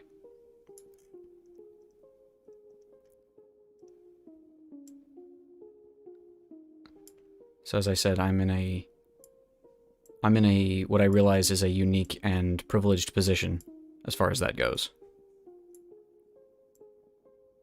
And I am very appreciative of it. Must be nice. I mean, it is. I'll be honest with you though, it's one of those situations where you fight with yourself every day about, you know, am I a useless waste of space? Effectively. It's really easy when you're not being, you know, when you aren't doing what is traditionally considered productive, and especially when you're at the point I'm at now where you're not making any money on the thing that you're trying to do. It's really easy to get, you know, down about it. You know, and I know more than once I've told myself, I should just go get a minimum wage job somewhere. Work does give a sense of purpose. Yeah, and I totally agree with that. I will say though, I think to a certain extent, if the work you're doing isn't providing you any kind of compensation, then you might also be having the trouble of, you know, feeling the same way. That's starting to look kind of okay. Border might be a bit too much. I think I need to bring this down.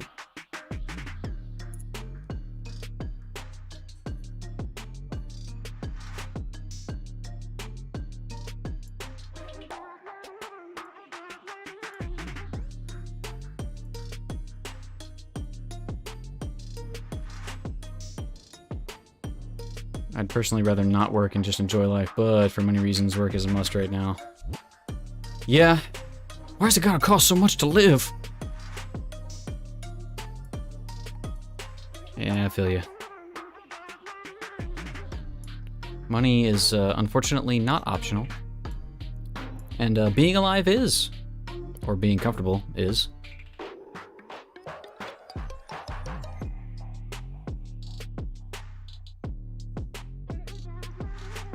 At least in the minds of many.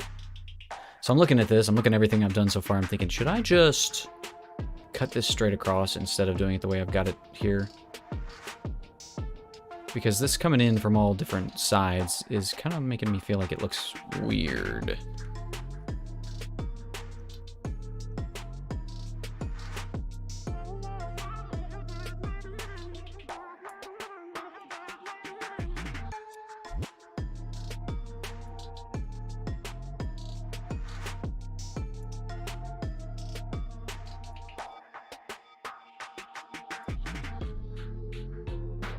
Work retail gives me story to tell, all the crazy people I meet. Hey, yeah, I have another friend who's in the same kind of boat. Ah, crud. Oh, you meet a lot of, and I've worked retail. You meet Luckily, like, I don't have very many crazy stories. I didn't have anything super weird happen to me. Hey, Tudis, welcome. Good to see you, buddy. You missed the pine cone. And we're sitting here talking about money. Oh, Dark Bug Art, if you're into art, you should also check out Tudis Straws. He's also an art streamer.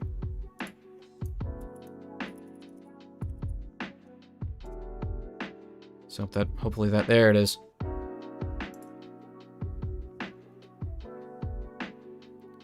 Yeah, that's right. I forgot. Go ahead and spam those emotes, Doom.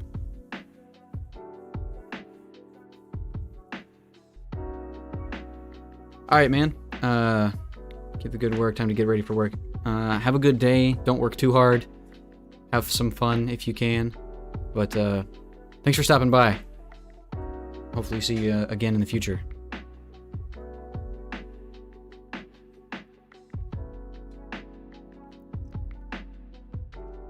Yeah, we were just sitting here talking about monetary compensation for goods and services. So, perfectly relevant to the conversation.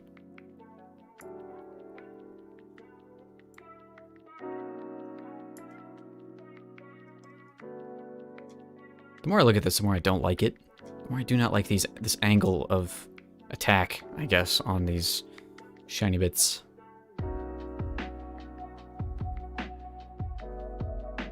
It looks funny. Expecting a call soon. Good luck with whatever the call might be. So, Tudis, now that it's just you and I, how you been, man?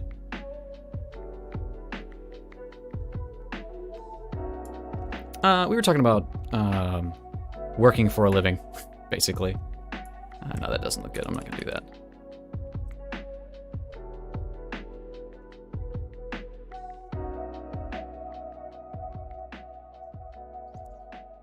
Just the situations you find yourself in as far as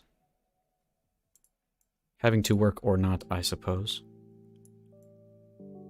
Does that look any better? But we were also having a conversation about Twitch versus YouTube. I think you and I had that conversation before as well. About trying to make money on Twitch. Like the whole affiliate thing. Later, Dark Bug Art.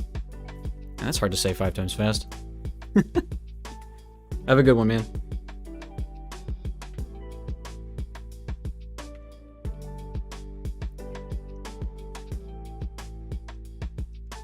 Yeah, the more I stare at this, the more I'm thinking, this is broken. I should stop and quit while I'm ahead and go back.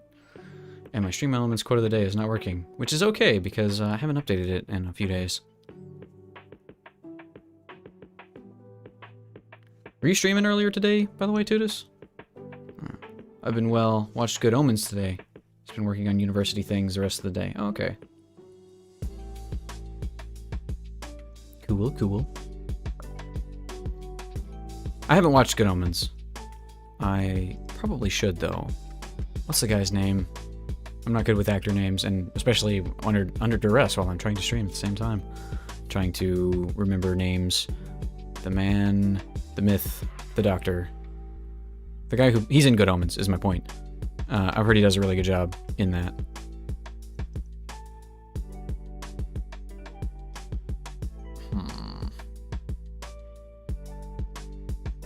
Did today's pixel art daily thing. It was a dinosaur. Or it was dinosaur. Okay. I really should get on that train. I haven't. So earlier today, I was, I found a, Twitch recommended me another streamer one morning, like, last week or so, who just sits on stream and plays guitar. Anyway, he makes music, and I like hanging out and listening to him, because he ends his stream right about the time I want to start mine. So I was hanging out. Oh, there's a size restriction, could only be 25 by 25. I can do that! I could probably get that done, actually. Yeah, I might have to jump in on that one. But I started my stream off doing some fan art of his channel. He's got a little pine cone, who also wears a hat. And they talked about giving him a tiny little guitar, so I decided I would do it for them. I gave him a little guitar.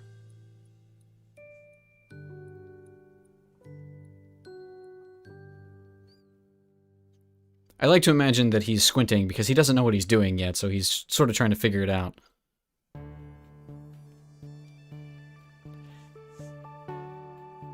Yeah, he's animated, and I've started to feel, or I've started to realize that I much prefer animating things than I do actually making them.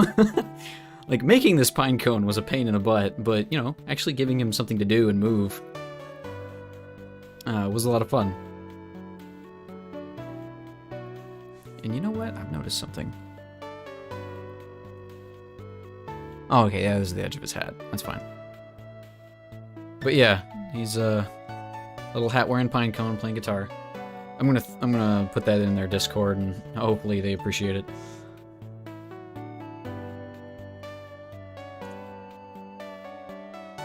But so yeah, that was what we were working on first thing this morning, because I was totally out of it this morning. I was kind of running a little bit late because I was too busy watching that stream and didn't have all my stuff set up to, you know, ready to get the jump on things getting started. I haven't even had coffee today. I woke up this morning feeling like I hate everything and everyone, and I don't want to be here, and I was just laying in bed and I don't want to be here. And it's just, and I had to pull myself out of it. And in reference to what we were talking about earlier, like working retail and stuff, I was saying this morning, I was like, you know, I feel like working retail, if I had a terrible morning and I felt awful, I could go in and work a register and be okay. Like, I could default human for a while. But I can't do that as a streamer, right? Like, you can't go on stream and default human. But Kitty was saying that, like, you can separate those things in your mind, and I think he said some other streamer was talking about this, where, you know, if you're having a bad day and you're, you know, just not feeling it, once you start the stream, you can put all that aside and be, you know, just have your mind on the stream. The only thing that exists is that, basically, is my takeaway. And not worry about it. And I don't know. I don't know that I can do that. If I'm feeling bad, I'm feeling bad. And I can't do default human as an entertainer as easily as I could as a, you know, cashier or something. Don't have the luxury of having a bad day if you want to actually be entertaining. Which, I guess, now that I'm thinking about it, because I feel pretty good right now. I'm hungry. I did not eat enough. But other than that, I'm feeling pretty good now. So I was kind of able to get up and force myself to be in a better mood, if that makes any sense. I don't know. But yes, I agree. I haven't done fan art in a while. This is the first fan art I've done in a long time. I think I mentioned before that I got started doing, like, tracing Pokemon way back in the day when the first Red and Blue where Red and Blue came out. Just tracing them out of the Nintendo Power guide. Does that count as fan art if you're literally just copying somebody else's stuff? Something that surprises me about performers. Like, it's amazing they can always be at 100% and hyper. Yeah, so, alright. Hold on. I had to take a drink. Even if I force myself to be energetic, I can't keep it up for long. Yeah, so there's a Minecraft streamer who I watch. Well, he's mostly a YouTuber, but Exumovoid, and he did a video. Like, he passed 1,000 videos about Minecraft a while back. Maybe it's 2,000. I don't remember. Either way, he did a retrospective of, you know, like 6 or 10 years ago or whenever it was that he got started. And his videos of him, he starts off and he's like, "Hey everybody, welcome to this Minecraft Let's Play. And today we're gonna do this and some other stuff." And is like just really subdued and, you know, quiet compared to what he's normally like.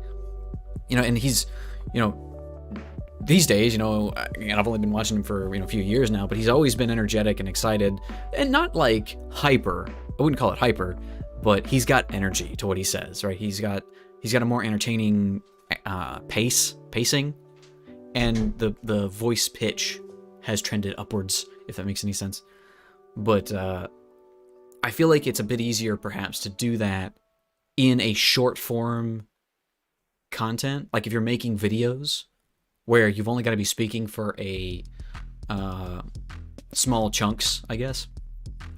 But to be able to keep that energy up for hours on end is a skill, I would say. It's a thing that you've got to develop if it's something you want to do, right? Because again, I don't want to be the kind of streamer who like yells at stuff and jumps up and down.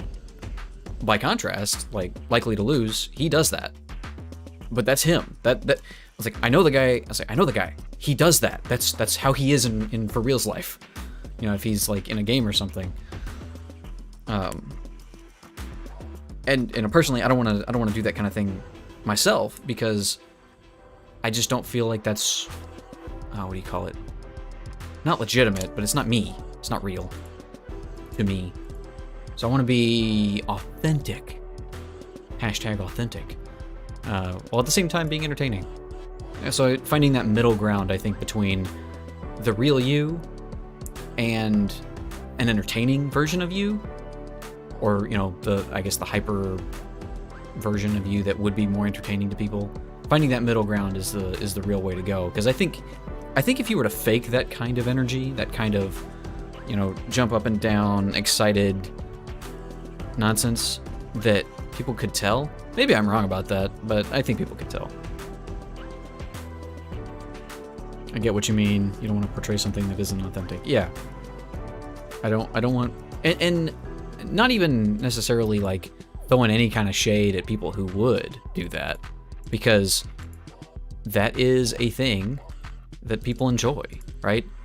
Acting. If you've ever seen that, I was about to call him Jean-Luc Picard. Dang it. I can't do names right now. I know the guy. He's an actor. He played Star Trek, because that's the show that I watched him in growing up. Patrick Stewart. Sir Patrick Stewart. There we go. That's, haha. I was able to brain my way through it. But yeah, Sir Patrick Stewart, he's just him looking at something. He's talking about people being able to portray different things even if they're not feeling it. It's like acting. Tons of people have an online persona and they're not the same off camera. Yeah. And again, I think that's fine. Like, I don't necessarily see an inherent problem with that. I would think that perhaps it's better to have that perhaps be kind of open.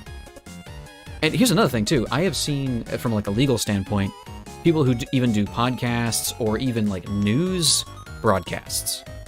Legally speaking, they are not themselves, quote unquote.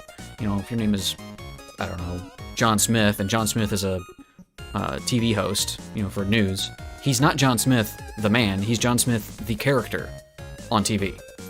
Legally speaking. I think Tom Scott, if you've ever watched any of his videos, he did a really good video on this specific subject. But like legally speaking, anything that he does on camera is not Tom Scott the man, the person with the birth certificate or whatever. It's Tom Scott the character he plays on camera, because that is a different person with a different attitude. And occasionally, I don't know if in his case it's true, but in news crews it can be. But occasionally, even the viewpoints they express are not the real-life person's viewpoints.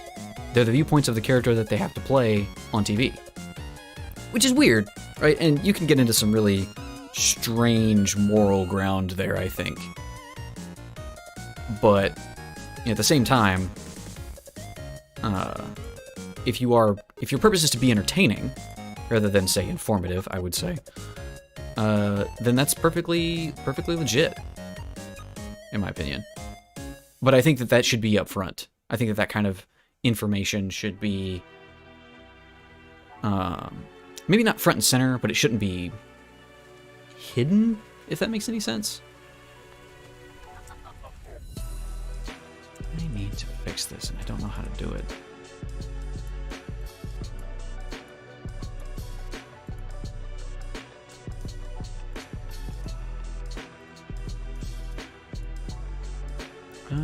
Does that work? Maybe not. But yeah, I think that people should be open about, am I being my real self right now, or am I being a character online?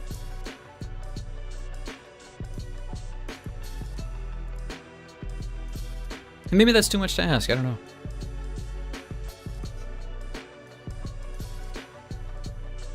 I don't think I'm skilled enough not to be my real self at this point.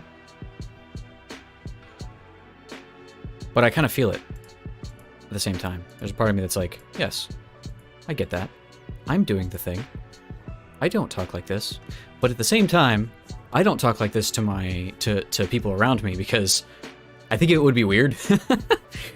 It'd be weird to no, that's not true. I do kind of talk like this when I'm going on a rant or something, but like I'm talking to myself in a sense. Right, like we're having a conversation, but you're not giving me any kind of verbal or body language feedback, so I can't really play off of anything other than the text on screen. And so I feel like I would have a totally different energy in front of somebody than I do like right now that I'm just in front of my screen, in front of my microphone. I like to think I act like my real self online. Though I have caught myself before acting like a completely different person. What, you mean like taking on the mannerisms of somebody who isn't you while streaming? I think that actually looks pretty cool. Sorry, jumping between conversation and art here, but that looks kind of neat actually.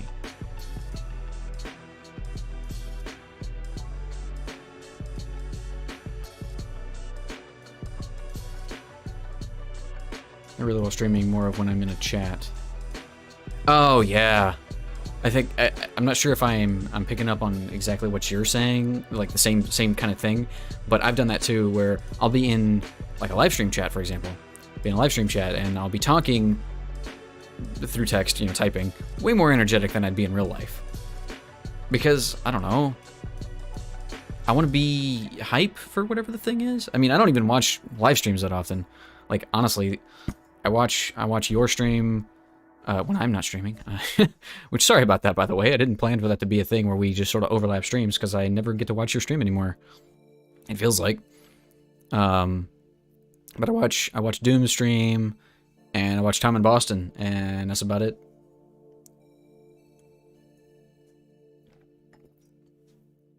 But I don't do a lot of online discussion with stuff and things and people. Speaking of which, I should set up my Discord to let people know when I'm live. That is a thing that I should be doing. And yet, here we are.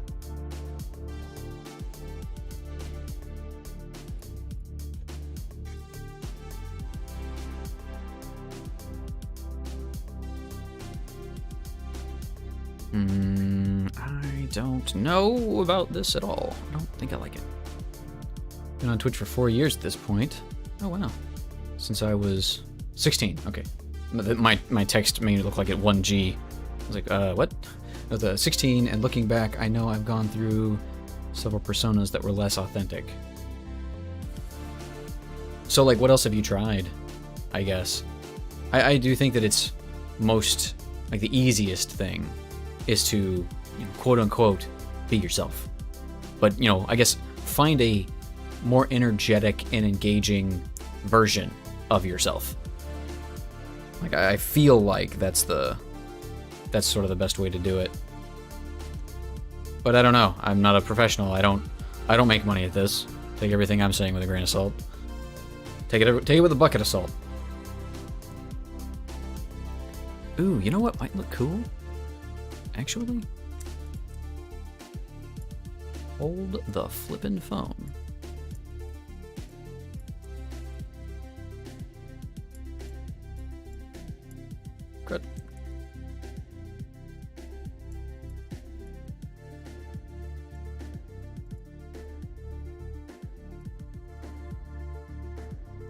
That does look cool. That does look cool. I like that. Ooh, yeah, we on to something now, boys.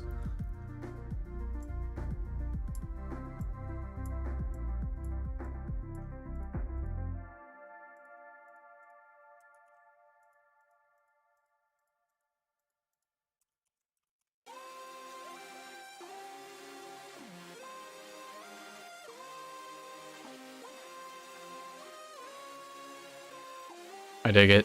Look at that. That looks cool. Hey, breast geologist. Welcome. And good afternoon. I was about to say good morning. It's not morning anymore. How's your morning going? Things I did when I was younger, especially the kind of cringe personas, always wanting to please and being the center of attention in communities. Yeah, I feel that. I mean, I'm lucky that, you know, when I was much younger, like when I was in high school, the cell phone revolution, the smartphone revolution hadn't really kicked off yet. So there's not a whole lot of video evidence of me being a dumbass. And also when it did kick off, I was very anti pop culture. I didn't want to be, didn't want to be on any of the social medias. I didn't want to be on any of the popular trends and stuff. So, it helped me avoid doing stupid things on camera. Oh, Brass. We've made a pine cone. Also, he plays guitar.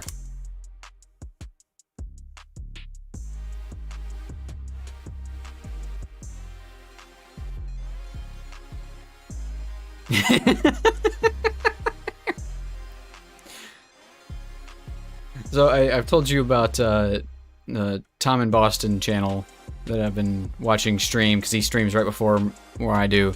Well, he's got a little pine cone buddy that sits on his desk next to him. It's Pine in Boston, and they talked today about giving him a guitar.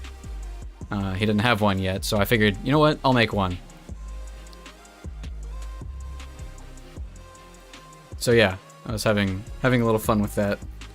And I was telling Tutis, I've realized I like animating more than I like actually making the art itself.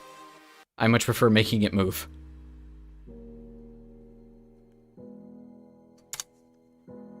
You know what? I need to get a sound effect. I'm gonna get that Begone Thought sound effect, just so that I can get rid of these.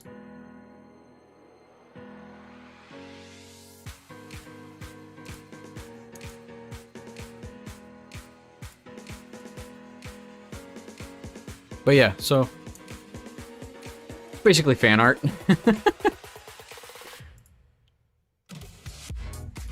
But right now we're kind of working on making a better Be Right Back screen. It's going to be a game pause screen. But I've been agonizing over the shiny details, basically.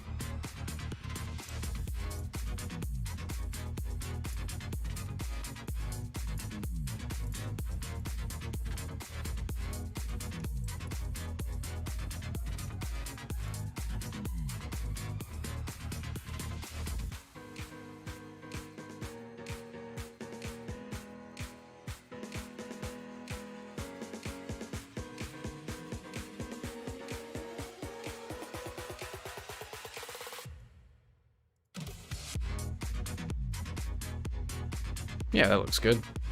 Enough. I might need to thicken that out to make it look better from a distance, but that looks okay.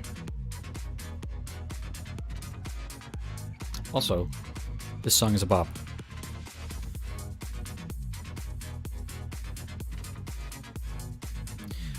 But yeah, dude, this is like what I was talking about, or what we were talking about, you and I. Was it Monday, I guess? Talking about being, wanting to be the center of attention and being cringe. I guess benefit of years on my end, having watched that happen and done that myself too. Just thankfully not done it in a super public way, having that benefit. But like having seen that, I know that that's something I want to avoid, and I will go out of my way to avoid doing that. I'm gonna fail, probably sometimes still, but I want to make the effort, at least.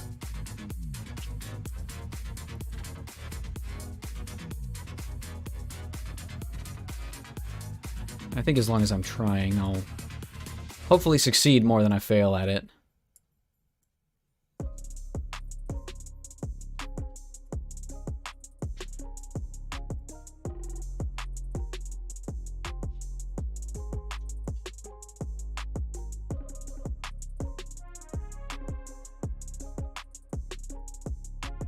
I think trying is all you really can do. Yeah. Yeah, that's the truth.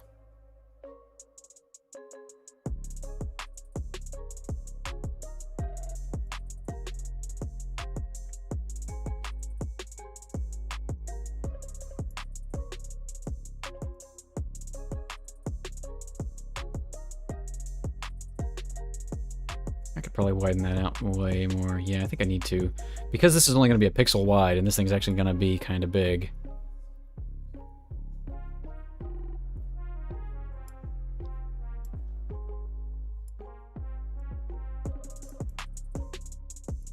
Usually you only realize something was cringe when you look back after it happens.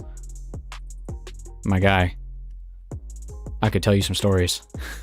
This is the kind of thing, like, the cringe stuff that you did when you were younger is the stuff that will haunt you for the rest of your life. I mean, I still think about stuff I did when I was like 15. I was like, ooh, man, I should not have said that to that person.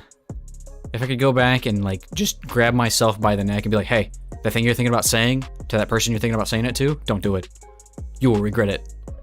You will regret it for the next, 50 years.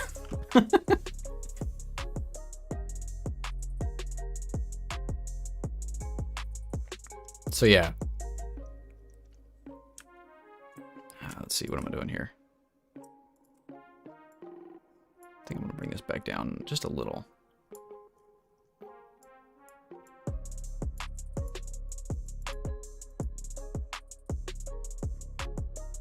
Yeah, something like that. What are we making, by the way? I see it's a pause menu, but is this like a game thing or stream thing? This is gonna be a stream thing. This is going to replace my be right back screen. I want it to look kind of like a video game pause menu. I think there was actually a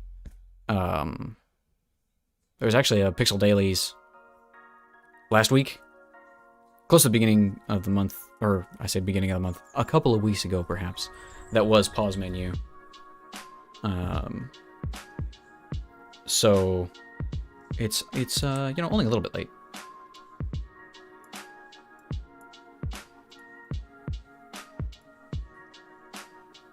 Man, that detail is like way too small. No one's gonna see that. That's okay though. And I'm kind of thinking that maybe I should bring this around up here. That would look okay. Liking the shape of it, nice and beveled. Yeah, so one of the reasons why I started moving the shine out like this is because when I just had it flat like this here, it was here, at here, and then up here.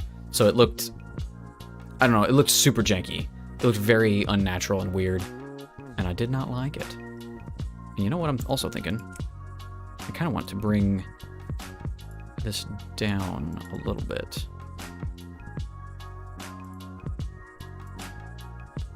Does that look right? I don't know.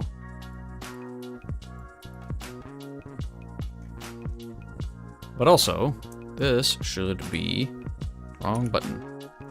That should be that color anyway.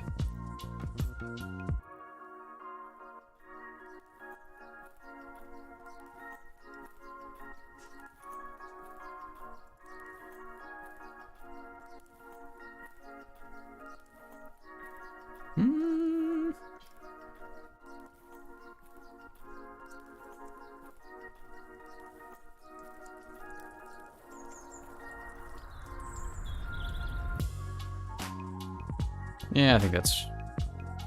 I don't actually like it.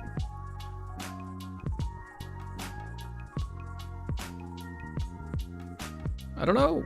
Yeah, well, whatever. Something else I guess I could do is instead of doing this, I could just bring this shine down on this front corner here. Maybe that would look better. Well, let's try that. Let's see at least how it looks. Bring these back up.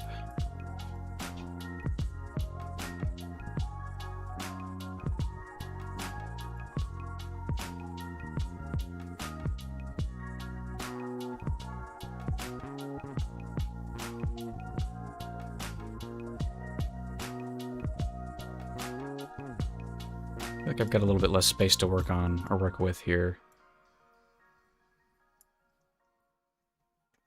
Does that look right? I don't think it does.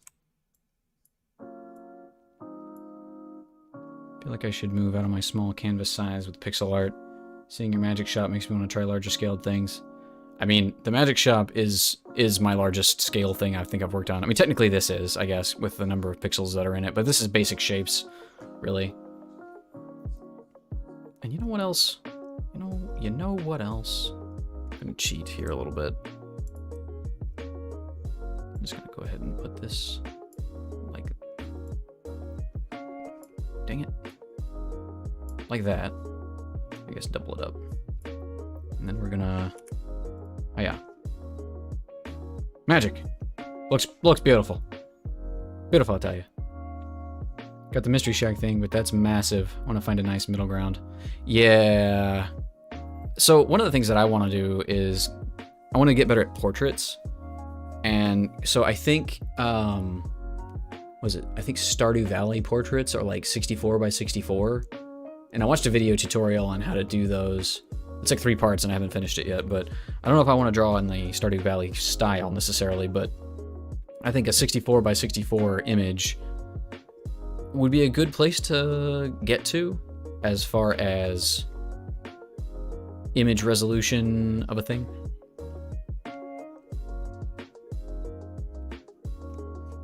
I'm kind of thinking that if I can click the right buttons, I want this color along this edge. Maybe that's a bad idea. Maybe that's a bad idea. That's not what I wanted. I want a line.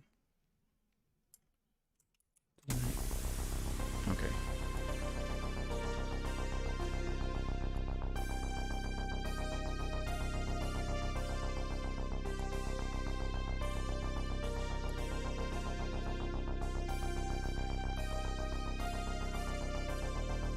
Portrait stuff is really interesting with pixel art. You can get away with a lot of stuff. So right now, all I've been trying to do is my own hat.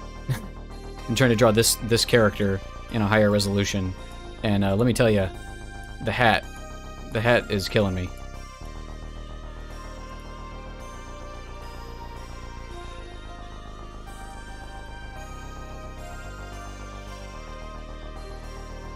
that gonna look neat? I think that's gonna look neat.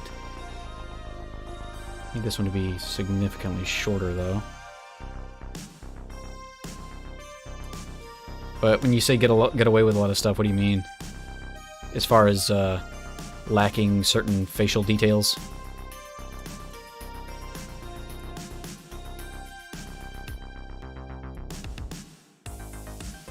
I would have thought the row would have been harder. Ah, you see, well, that's where I'm cheating, because it's only a portrait. I only have to do them from the shoulders up. And also, you might be right, because I haven't gotten that far yet. I haven't gotten to the part where I would want to make the robe. Just yet, because I'm still trying to get the hat down. This does need to be thicker. Because it's not gonna be readable from a distance.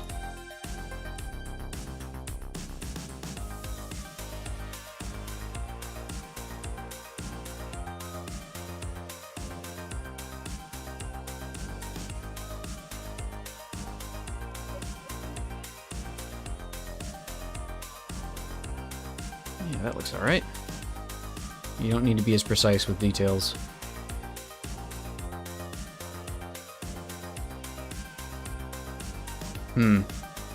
I mean, yeah, you kind of don't have any choice when you're working with a limited number of pixels. But you got to be careful with what you do choose to include, obviously. Let's see here. Why make this look good? I feel like that's the art question. How do I make this look good? Whatever it is you're doing, whatever it is you're working on, how do I make this look good?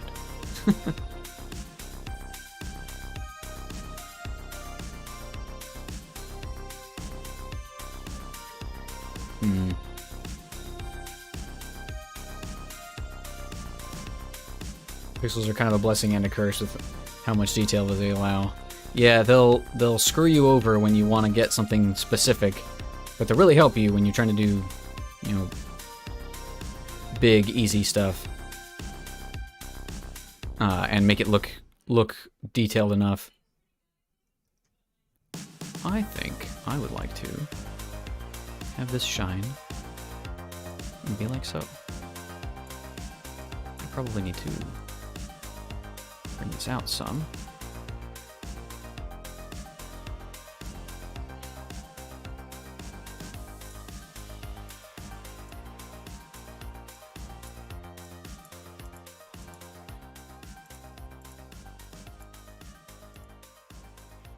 Nope. Back that right up.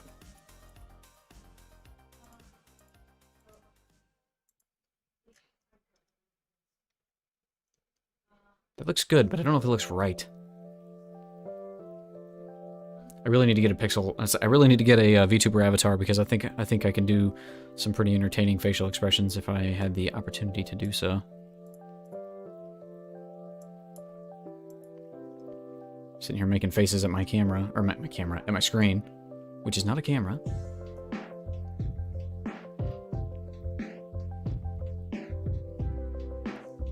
Oh, so, Tudis, on the note of making money doing art stuff, I was talking to Doom earlier and yesterday, and you realize that there's a huge market for, like, well, I say there's a huge market. There is a market for Twitch panels and stream overlays and stuff that you could put on Etsy and people would pay you money for it. I'm gonna get in on that, and I think maybe you might like to do so also. I'm throwing it out there just so that you are informed of its existence as a thing. Now the question becomes, should I move this? Should I do the backside here or should I do the front side? I'm not sure. Let's try the front side and see how it looks. That's the wrong button. There is. I know some people that create them. Okay, yeah, cool. Yeah, I wanted to throw that out there because I feel like that's something that you could do if you wanted to. Maybe that's more that would be on your plate than you would care to deal with school. But talking about making money streaming, I guess, or as a artistic endeavor. Can I hit the right buttons? There we go. Need to have a look into it. Yeah, so I was looking at, there were people selling Twitch badges, which I don't even know how that works exactly, like Twitch badges. I'm only in a couple of sub streams, but anyway, they're selling like 6 pixel art images. Like, I kid you not, they're like 16 by 16 or less images, and they're selling 6 of them for like $4. And I'm just thinking, wait a minute, I could do that. And if I wanted those badges, I mean, I wouldn't want to plagiarize somebody else's work, but when it's pixel art, it's one of those things that's like you could literally just click the pixels and make it yourself. Commissions take up the most time since they're unique. But you putting stuff on Etsy means you only got to do it once. Yes, that's the other thing. Make a thing that one time that will continue to make you money potentially. And the other thing about it too is I've seen a lot of people doing. Where's I going with this thought? I've seen a lot of people who seem to offer more value than others. Like some people, they'll be like, $5 for 6 Twitch sub badges. Oh, okay. And then other people are like $10 for here's an overlay package. It's your overlay, it's your be back screen, it's your starting soon screen, and here's a bunch of, alert stuff, and it's like $10 or $15. And I'm like, holy cow, that's great. That's a lot of value for that money. Especially when I'm comparing that to, the 6 badges for $5. You mean like the stock badges and emotes that people sell? I'm not sure. I think that's what I'm talking about. I think we're thinking about the same thing. But you know, like I saw one that was just like a little chicken hatching out of an egg. Again, 16 by 16 tops. And it's just chicken hatching out of an egg, and it's like $5. It's, you know, and, oh, and this is the other thing. This kills me. I see a lot of Nintendo art. All right, like get some sub badges that are Pokemon, like straight up just Pokemon or Yoshi's eggs that are different colors. I'm like, come on. One, this can't be legal. But two, it's the laziest thing. It feels like to me anyway. It feels like it's the laziest thing. I don't know if they've even sold any. I mean, maybe I'm raging about something that is largely irrelevant because nobody's buying it. But still, if people are buying it, rah. I guess. It's not, you know, not. I guess I'm not getting upset at people that people are buying it as much as I am thinking.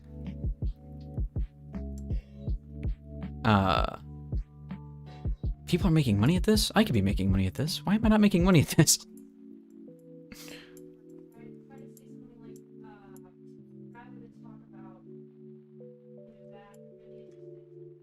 Pricing is a funny thing. I value my stuff on how long it'll take me against minimum wage, but I've seen people charge $300 for a single emote. Good gravy.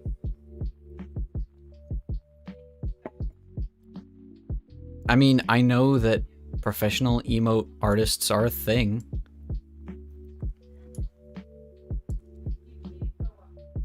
And honestly, I'm not knocking people doing that, you know, as a artistic endeavor. I think, you know, if you're providing that kind of value and people are willing to pay that much for it, then, you know, good on you, I guess.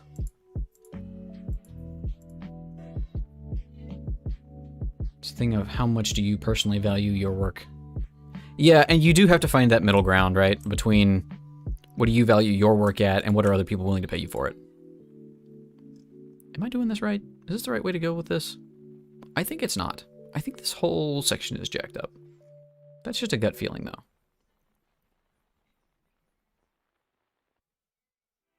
I'm also kind of feeling like maybe I could just flip this and it would look okay. Can we do that? I'm going to do that. What if I just... Nope, that is exactly not how that's going to work.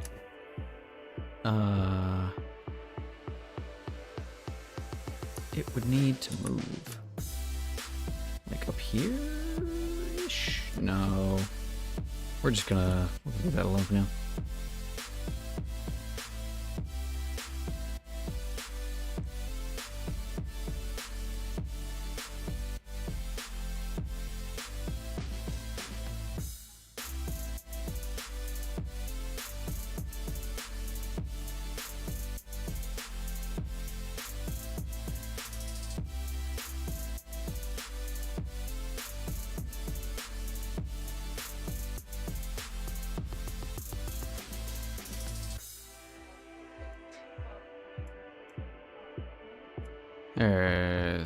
Something like this, I think, maybe.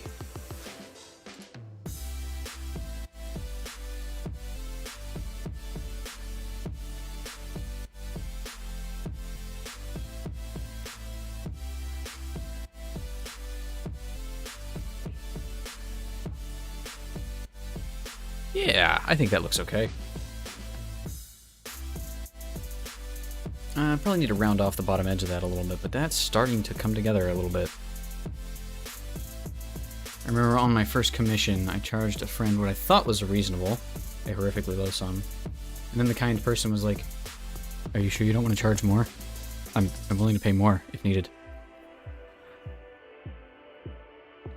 It's very easy to undervalue yourself. Yeah. Yeah, and I mean, like, it's one of those things that if you aren't familiar with it, if you haven't done it, especially if you're dealing with a friend too, that's the thing. It's like, I don't want to charge my friends. Like you got to get over that hurdle initially. It's like, I don't want to charge my friends money for stuff. They're my friends. And then when you do want to charge, when you do, you know, want to pay them something, you're like, I don't want to charge them too much because that would be insulting. Mates rates. I like that. That's good. Mates rates.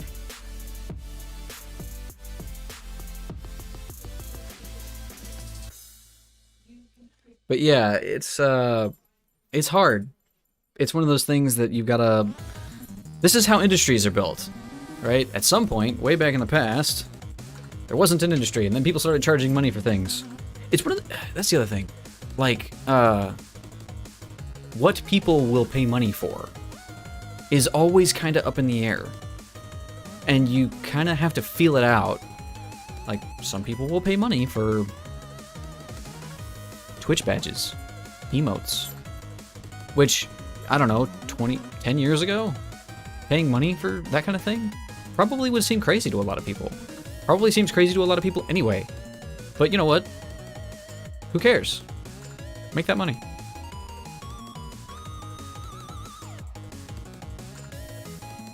I think this needs to come across here.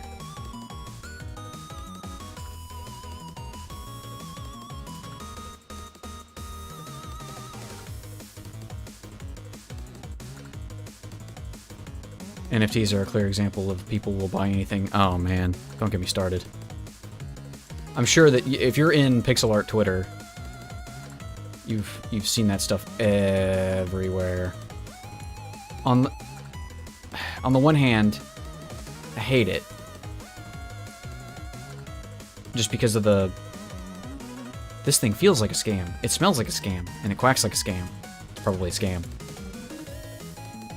But the other side of me says, you know, some people are making some money, and this is wrong. This is not the right angle.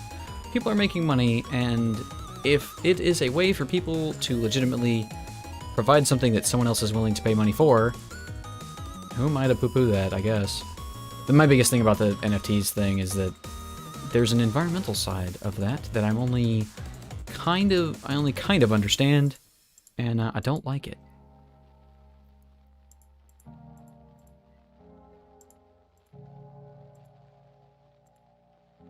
I know someone in my uni course who's gonna make some NFTs. Like, from what I understand, it's not hard to do. Welcome back, Doom.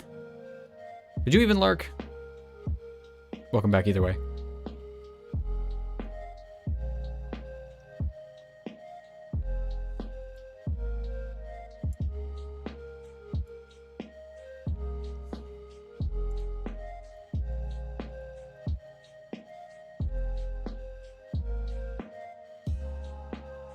Hope your call went well.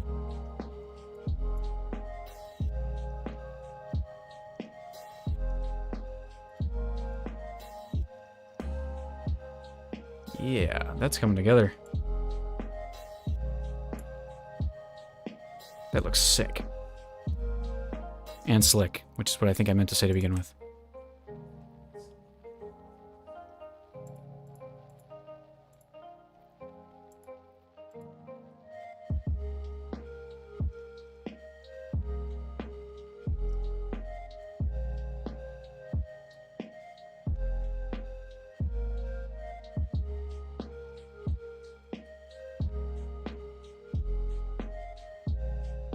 But I don't know. I feel like the whole NFT thing is one of those things, like, it, on a certain level, it kind of scares me.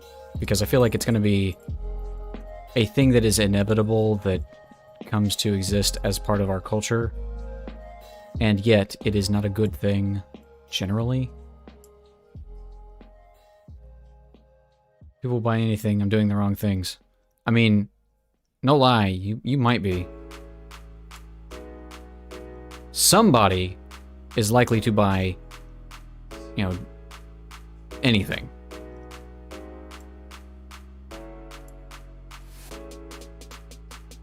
You know, there are people who sell their bathwater and make money. Not all their money, I guess, doing that, but they do it. Considering how many people don't like NFTs, it's amazing they're even still going. I mean, the thing about it, I guess, is that the people who don't like NFTs have no power to change it. They can't stop people from engaging with it, and the people who like NFTs are the people who are spending money on it, and as long as people are spending money on it, it's going to continue to be a thing. Until, like, some drastic, I guess, some kind of legal action comes up against it, and there's too much money in it right now. Too much money in it for it to go away. The people, and it's one of those things too, where the people who are into it are really into it. See, again, the things they spend their money on.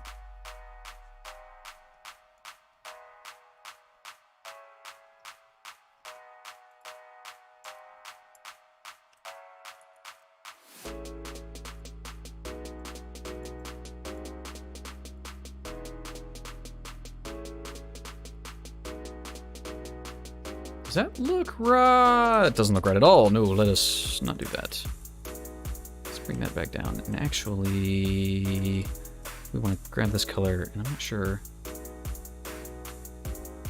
We can talk are we talking about monkey profile pictures?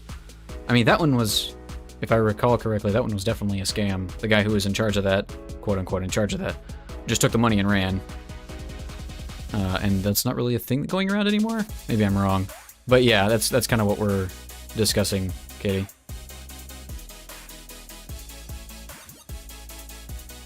And the only reason it is even relevant is because they're messing up my pixel art with it. How dare they? How dare they aim for the things that I love? I like me some pixel art, man. I don't want it to be... I don't want that kind of thing happening to it. Now, the more I'm looking at this curve here, the less I like it. Not sure what to do about it, though.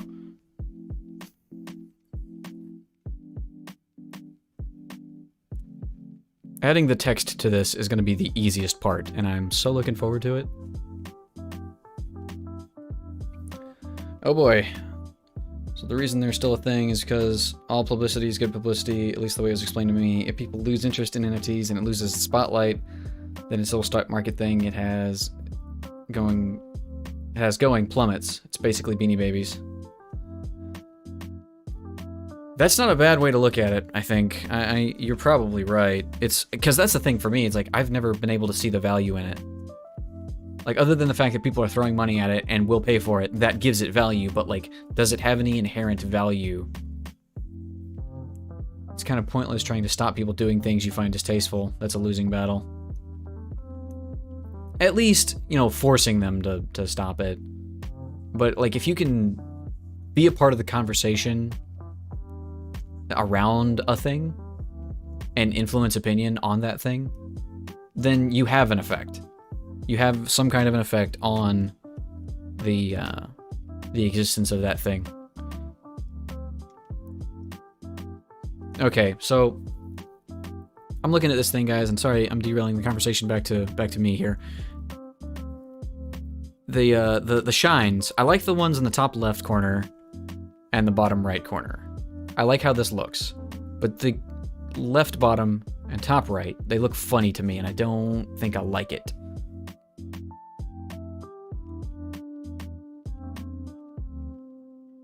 Oh, I mean, all the publicity is not good.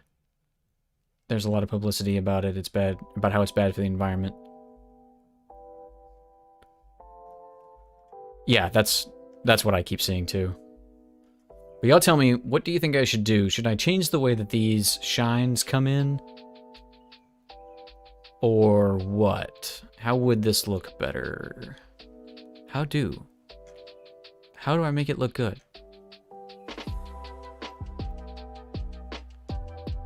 Because I'm thinking I could... So basically what I'm thinking, for one, this is just not good. I guess one idea would be to bring this back down, right? Because I got this lighter shine coming up top. I could bring this back over. Add sparkle effects, glare. Yeah, that's definitely an option. We may get there, but so instead of having this shine come down like this on this backside, I could have it come up the front side, which is kind of doing already.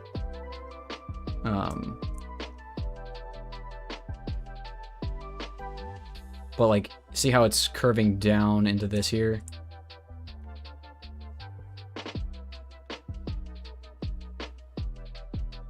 Have you tried upping the contrast? As in, like, using different colors to make a higher degree of contrast? I could do that. I don't know if I need to, though.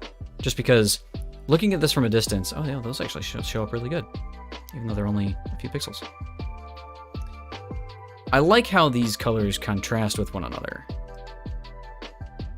Let me center this. So I think the colors are good. Maybe the lightest color could be a little bit brighter. Increasing the highlight and low light. Yeah, so that is what I was basically just saying. Taking this color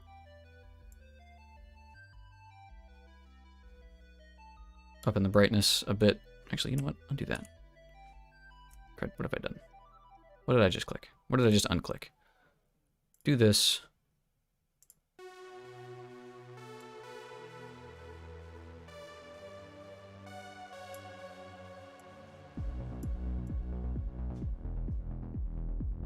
Let's come down to about there. Add that color.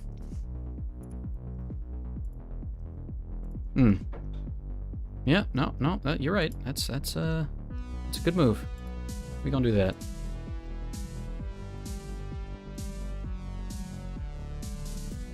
That helps. It's really tasteful right now, but it might read better if it's bolder. Yeah, and then I can use this color and fill this in here. I don't know, maybe that's a bad idea.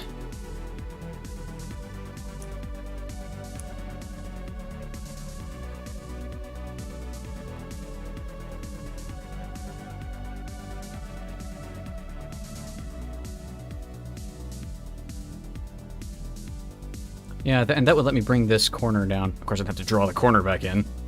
Yippee. Bring this corner down a shade so that it's not the same shade as the face. Or I guess even... No, that's less contrast. We want more contrast.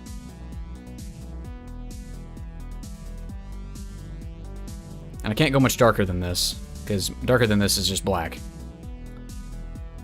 Which you can kind of see, but I don't know. I don't know about that.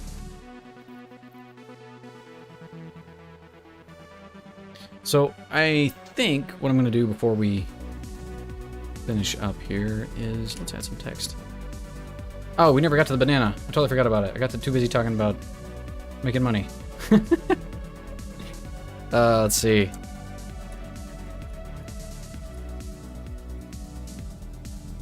I think we want to do something in the 75 range. And we want this to be... Well, yeah, let's do that. No, we want to border it with black. So let's... you know what? It doesn't matter. It doesn't matter what color it is. We're going to go with this for now. And this was centered, and I want to center... Oh, you know what? Actually, get rid of that. I need a new layer. There we are. Okay. Now on this layer, we'll have text. Gonna select a different tool. Oof. Okay. Well, it looks even, but it's not. It's very not. I do that. I need to move you. Okay. Cool.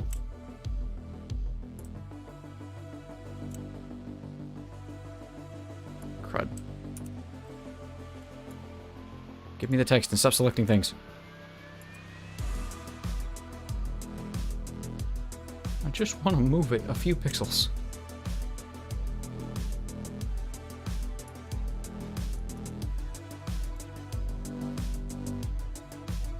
$86. Okay, it needs to move to the left 1 pixel. Dang it.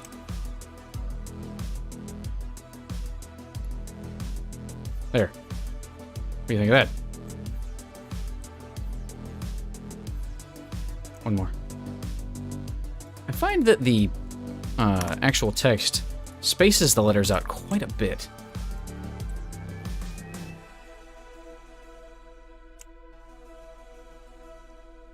Okay, so now we've got this, and it is as close to the middle as I care to fiddle with it for now. So we're gonna grab this, do some shenanigans. with this. This may not work the way I want it to. And do I want this on this side?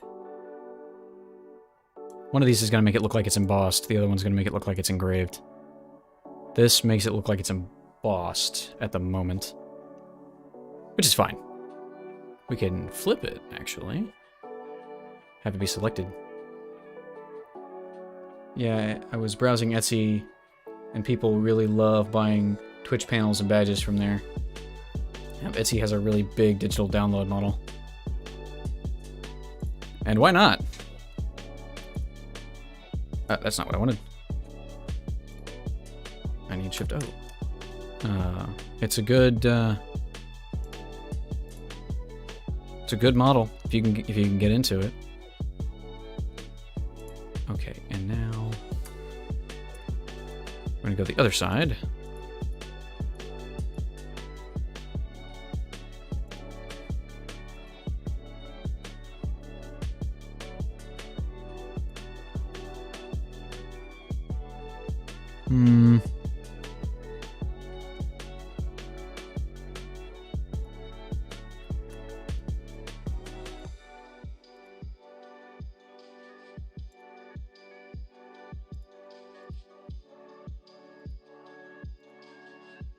How does that look?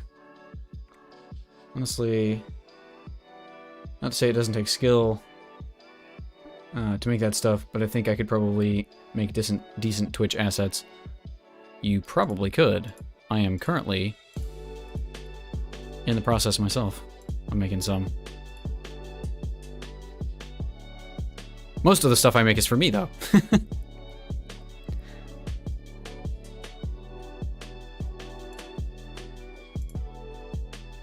There's definitely needs more to it.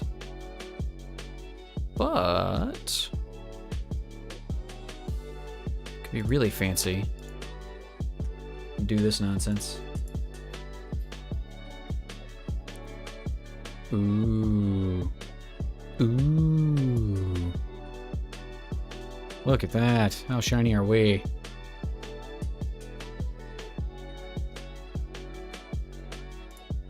What if I did, That's not what I wanted to do. I was on the wrong layer, but that still looks kind of cool. I wanted to go to this one. Man, gradients are great. I'm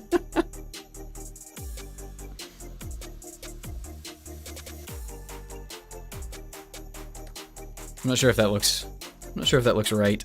And it's definitely using, you know, the same colors as everything else is, so that's probably not the way to go.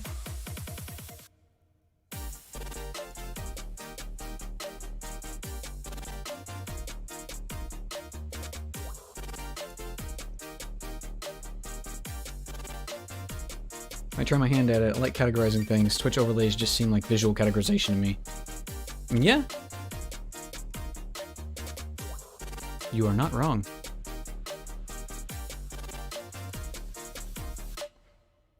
I would need complementary colors, and that's a skill I don't have. I can't eyeball complementary colors to this. You know what I could do, though?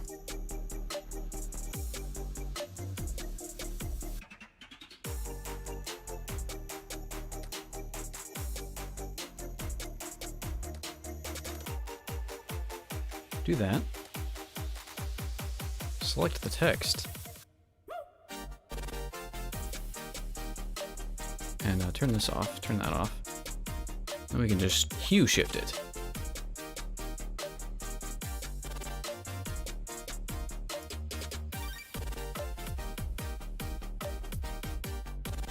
There's a part of me now that wants to just hue shift things as it, like as several different frames, right? Like,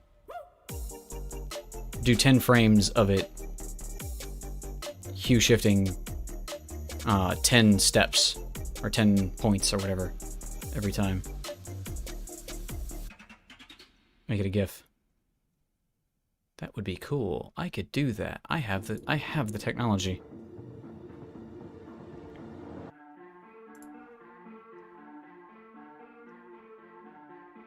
Somebody stop me. Nobody stop me. You can't stop me. Alt-N.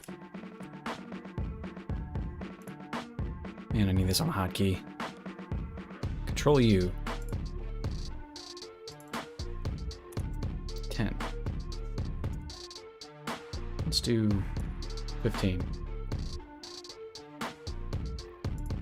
Alright. Alt-N. Control-U.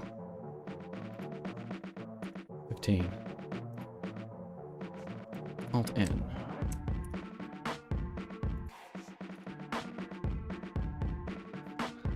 Stop you? Flagged your channel for DMCA. Thanks, man. I knew I could count on you. Keep me from getting too crazy.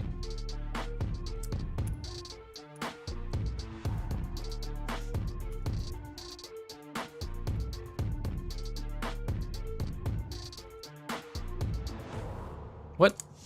What?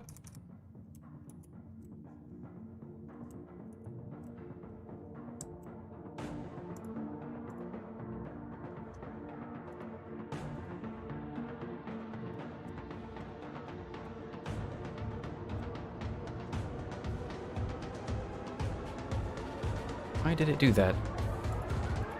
I only want this one to change.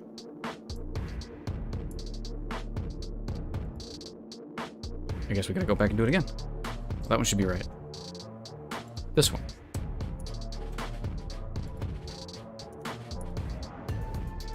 Okay. Why is it changing all of them? Confound it all. Whatever.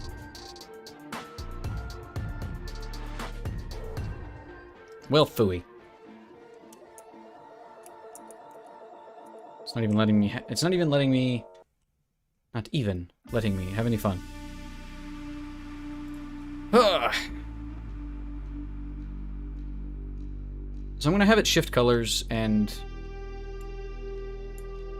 I don't know. Maybe I should have like a secondary menu that's like start or continue or quit. Like that menu option. Yeah, I think that's what I want to do. So this is going to fill in where my where the Asprite is. Asprite? Whatever. This would fill in the middle of my be right back screen, but I want to make it like do stuff. You know, make it color shift and have the little selector on something so it's going back and forth, and then when it selects the different things they change their look. But I don't know if I want to have this be like that yet. I'm gonna save this because I haven't saved it since I started. Okay,